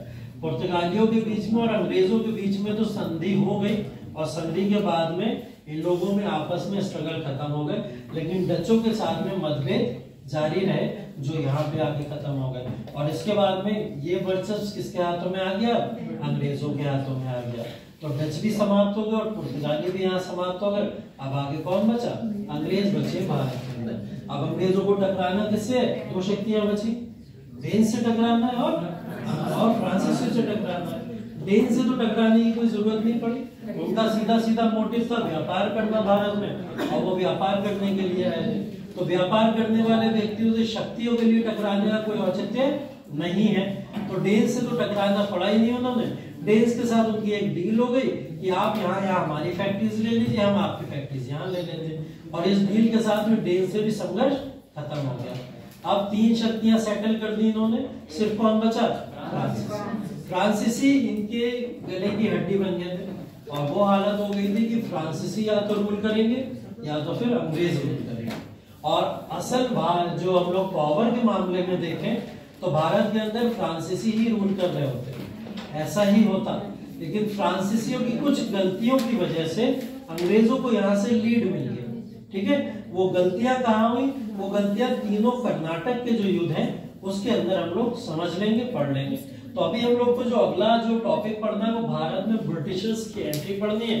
और भारत में ब्रिटिशर्स कब आए, कैसे आए और उन्होंने अपना रूल किस तरीके से एस्टेब्लिश किया, ईस्ट इंडिया कंपनी का क्या योगदान रहा, इसके बारे में पढ़ना है, ठीक है। तो ब्रिटिशर्स की एंट्री से लेकर फ्रांसीसी की एंट्री तक ये तीन एंट्रीज पढ़ने के बाद में हम लोग को देखना है कि 16वीं शताब्दी और 17वीं शताब्दी के अंदर भारत के अंदर क्या स्ट्रगल फेस रहा इन लोगों का, और किस तरीके से ये भारत के अंदर ब्रिटिश वर्चस्व देखने को हमको मिलता है। ठीक है, ये बेसिकली जो 1750s के बाद का दौर है, 18वीं शताब्दी के मध्य से भारत के अंदर पूरी तरीके से ब्रिटिशर्स यहाँ पे अपना कंट्रोल स्थापित कर पाते हैं, है ना। तो 18वीं शताब्दी के मध्य की अगर हम लोग बात कर रहे हैं तो 1750 के बाद की ही बात कर रहा हूँ। जैसे बेदरा की लड़ाई में डचों को हरा देना और इसी समय काल के दौरान फ्रांसीसी शक्तियों को खत्म कर देना, इसी समय काल के दौरान बंगाल या फिर बंगाल की शक्तियों को समाप्त कर देना और कंट्रोल स्थापित कर लेना, इसी समय काल में इसको मुगलों को हरा देना और मुगलों के साथ में इलाहाबाद की संधि कर लेना। ठीक है, ये सब वो समय है जिस समय में अंग्रेजों ने अपने आप को इतना पावरफुल कर लिया कि अब कोई भी विदेशी शक्ति भारत के अंदर रह जरूर रही थी, लेकिन उनके खिलाफ आवाज उठाने के लिए कोई भी सक्षम नहीं था। ठीक है, चाहे वो विदेशी शक्तियां हो चाहे वो भारतीय शक्तियां हो, क्योंकि सबको ये बात पता थी कि एटलीस्ट कोई भी इनके सामने खड़े होने काबिल इस समय नहीं है, क्योंकि ये हथियार के मामले में भी सबसे मजबूत है। ठीक है, पॉलिटिकली अगर बात करें तो इनको समर्थन बहुत है, व्यापारिक रूप से आर्थिकी इनकी बहुत मजबूत है, इस वजह से इनके सामने खड़ा होना मुश्किल है। आप सारे संघर्षों के बीच में जितने संघर्ष आपने यहाँ पे देखे, पुर्तगालियों के, डचों के साथ में, अंग्रेजों के साथ में, इन सब के अंदर अगर आप फ्रांसीसी जो भी किसी के साथ में भी देखें तो सबसे मजबूत अंग्रेज निकलते हैं। अगर सेकंड सबसे मजबूत पावर देखी जाए तो कौन है? फ्रांसीसी। तो फ्रांसीसी पूरा का पूरा इनके साथ में इक्वली पार्टिसिपेट करते हैं वॉर के अंदर, और हो सकता था कि फ्रांसीसी इस शक्ति को अपने हाथों में ले लें, लेकिन फ्रांसीसियों की कुछ गलती की वजह से उनके हाथ से सत्ता जाती है। दूसरी तरफ अगर हम लोग देखें, अगर बात करें हम लोग इंटरनल पावर्स की, कि विदेशी पावर में तो चलो अंग्रेजों ने सत्ता ले ली, लेकिन इंटरनल पावर्स में ये सत्ता बंगाल के हाथों से चली गई, बंगाल की गलती से, है ना, क्योंकि बंगाल में इंटरनल ही डिस्प्यूट बहुत ज्यादा थे कि वहीं के लोगों ने उनको धोखा दे दिया, जिसकी वजह से बंगाल में सिराजुद्दौला के हाथ से पूरी की पूरी पावर चली गई। अवध की बात करें, अवध की आंखें 1856 तक नहीं खुली, जब तक वहां पे लॉर्ड डलहौजी ने आगे अपनी नीतियों को लागू नहीं किया। तो अवध जो था वो इनडायरेक्टली सपोर्ट ही करता रहा ईस्ट इंडिया कंपनी को। तो अवध के बारे में तो बात ही करना यहाँ अभी खराब है, बेकार है। 56 में बात करेंगे जब उनकी आंखें खुलेंगी। ठीक है, हैदराबाद निजाम वहां पे हुआ करते थे, निजाम की आंखें शायद कभी नहीं खुली। ठीक है, उनकी बंद ही रही। और निजामुल मुल्क ने जब हैदराबाद जैसे स्टेट को शुरू किया था तो उनका संघर्ष मुगलों के साथ में था, लेकिन जब ईस्ट इंडिया कंपनी वहां पहुंची हैदराबाद में तो उन्होंने बिना किसी दखल के, बिना किसी प्रॉब्लम के ईस्ट इंडिया कंपनी को सीधा सीधा बोल दिया कि आप आइए और हमारे यहाँ अपनी कंपनी इस्टेब्लिश कर सकते हैं। तो हैदराबाद के साथ में भी कोई बड़े संघर्ष देखने को नहीं मिलेंगे। बात बची पंजाब की, तो पंजाब के साथ में संघर्ष हुए, पंजाब के शासकों की लड़ाइयां देखने को मिलेंगी। उन लड़ाइयों को, संघर्ष को हम लोग पढ़ेंगे भी किसमें? एंग्लो पंजाब वॉर्स के अंदर, आंग्लो पंजाबी, आंग्लो सिख युद्ध में पढ़ेंगे हम उसको। और वो युद्ध भी आप लोग देखोगे कि पंजाब या सिख की पावर्स ने अंग्रेजों के साथ में इक्वली लड़ने की पूरी कोशिश की। उसके बाद मराठा के साथ में सबसे भीषण युद्ध हुए इनके, और मराठा पावर ने हर एक सेक्ट ने, चाहे पेशवा हो, सिंधिया हो, गायकवाड़ हो, कोई भी हो, भोसले वगैरह, तो उन सब ने इनके साथ में लड़ने की कोशिश की। लेकिन फिर इंटरनल डिस्प्यूट्स जो मराठों के अंदर थे, उन्होंने इनको जो था अंग्रेजों के सामने कहीं पे भी टिकने नहीं दिया। मराठे लड़े बखूबी थे, लेकिन उनको फाइनली हथियार डालने पड़े। ठीक है, सिर्फ इस पूरे के पूरे इंटरनल हिस्ट्री के अंदर, जो इंटरनल बाउंड्रीज की हिस्ट्री है, जहां मुगल भी नहीं टिक पाए अंग्रेजों के सामने, वहां सिर्फ एक सत्ता है जिसका नाम अभी मैंने नहीं लिया, और वो है मैसूर। ठीक है, एकमात्र ऐसा राज्य जो अंग्रेजों से निपटा भी और अंग्रेजों के सामने भी खड़ा रहा। न सिर्फ सामने खड़ा रहा, इंटरनल पावर्स में एक ऐसी पावर जिसने अंग्रेजों को हराया भी। ना तो कोई विदेशी शक्ति हरा पाई अंग्रेजों को इस पूरे समय काल में, ना कोई इंटरनल पावर उसको हरा पाई, लेकिन हैदर अली ने इनको यहाँ पे हराया था। तो वो आंग्ल मैसूर युद्ध की जब हम लोग बात करेंगे तो उस युद्ध के अंदर एकमात्र ऐसी हार जो हम लोग देखेंगे वो अंग्रेजों की हुई थी, इसके द्वारा हैदर अली। और यही कार्य आगे चल के टीपू सुल्तान ने भी किया, और टीपू सुल्तान ने भी उनको जब तक जीवित रहा मैसूर के अंदर किसी भी तरीके का कोई भी ऐसा पॉलिटिकल या इकोनॉमिक कंट्रोल इस्टेब्लिश नहीं होने दिया। ठीक है, तो ये कहानी 1799 तक की मैसूर के साथ में जो रही है उसको भी हमको पढ़ना है। तो इन सब शक्तियों के अंदर कोई भी पावर जहाँ टिक नहीं पा रही थी, वहाँ मैसूर की पावर कैसे टिक पाई इनके सामने, या मैसूर के कैसे संघर्ष है, उस संघर्ष को हम लोग को पढ़ना है। अब आपके जो नेक्स्ट टॉपिक है, वो नेक्स्ट टॉपिक के अंदर दो इंपॉर्टेंट टॉपिक जो अब आ रहे हैं, वो आ रहा है पहला यूरोपियों के साथ में अंग्रेजों के संघर्ष। ठीक है, पहली चीज जिसके फ्रांसीसी और अंग्रेजों का युद्ध हम लोग को पढ़ना है बेसिकली। और दूसरा आ रहा है भारतीय शक्तियों के साथ में अंग्रेजों के संघर्ष। ये दो टॉपिक इंपॉर्टेंट अभी आपके एग्जाम पॉइंट ऑफ व्यू से आ रहे हैं। इसके बाद में हम लोग फिर और ज्यादा जो मॉडर्न हिस्ट्री का जो मेन कोर है उसके अंदर एंटर कर जाएंगे, जहाँ से ईस्ट इंडिया कंपनी ही और सिर्फ ईस्ट इंडिया कंपनी ही के बारे में हम लोग पढ़ेंगे। ठीक है, और वहाँ किसी का भी कोई योगदान देखने को नहीं मिलेगा, सिर्फ ईस्ट इंडिया कंपनी होगी और सामने उनके द्वारा बनाए गए कानून और फिर भारतीय स्वतंत्रता संघर्ष सेना, सिर्फ इतना ही इन सब के बीच में ये पूरी की पूरी कहानी घुमा देंगे। ठीक है, तो क्लियर है यहाँ तक? आज को यहीं तक रखते हैं। ठीक है,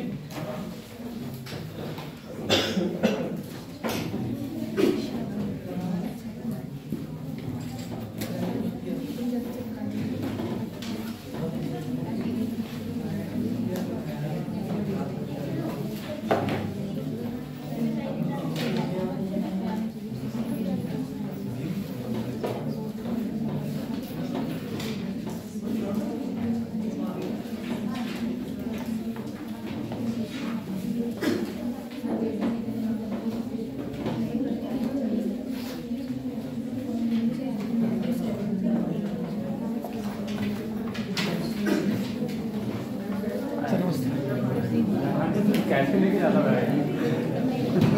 तो बंद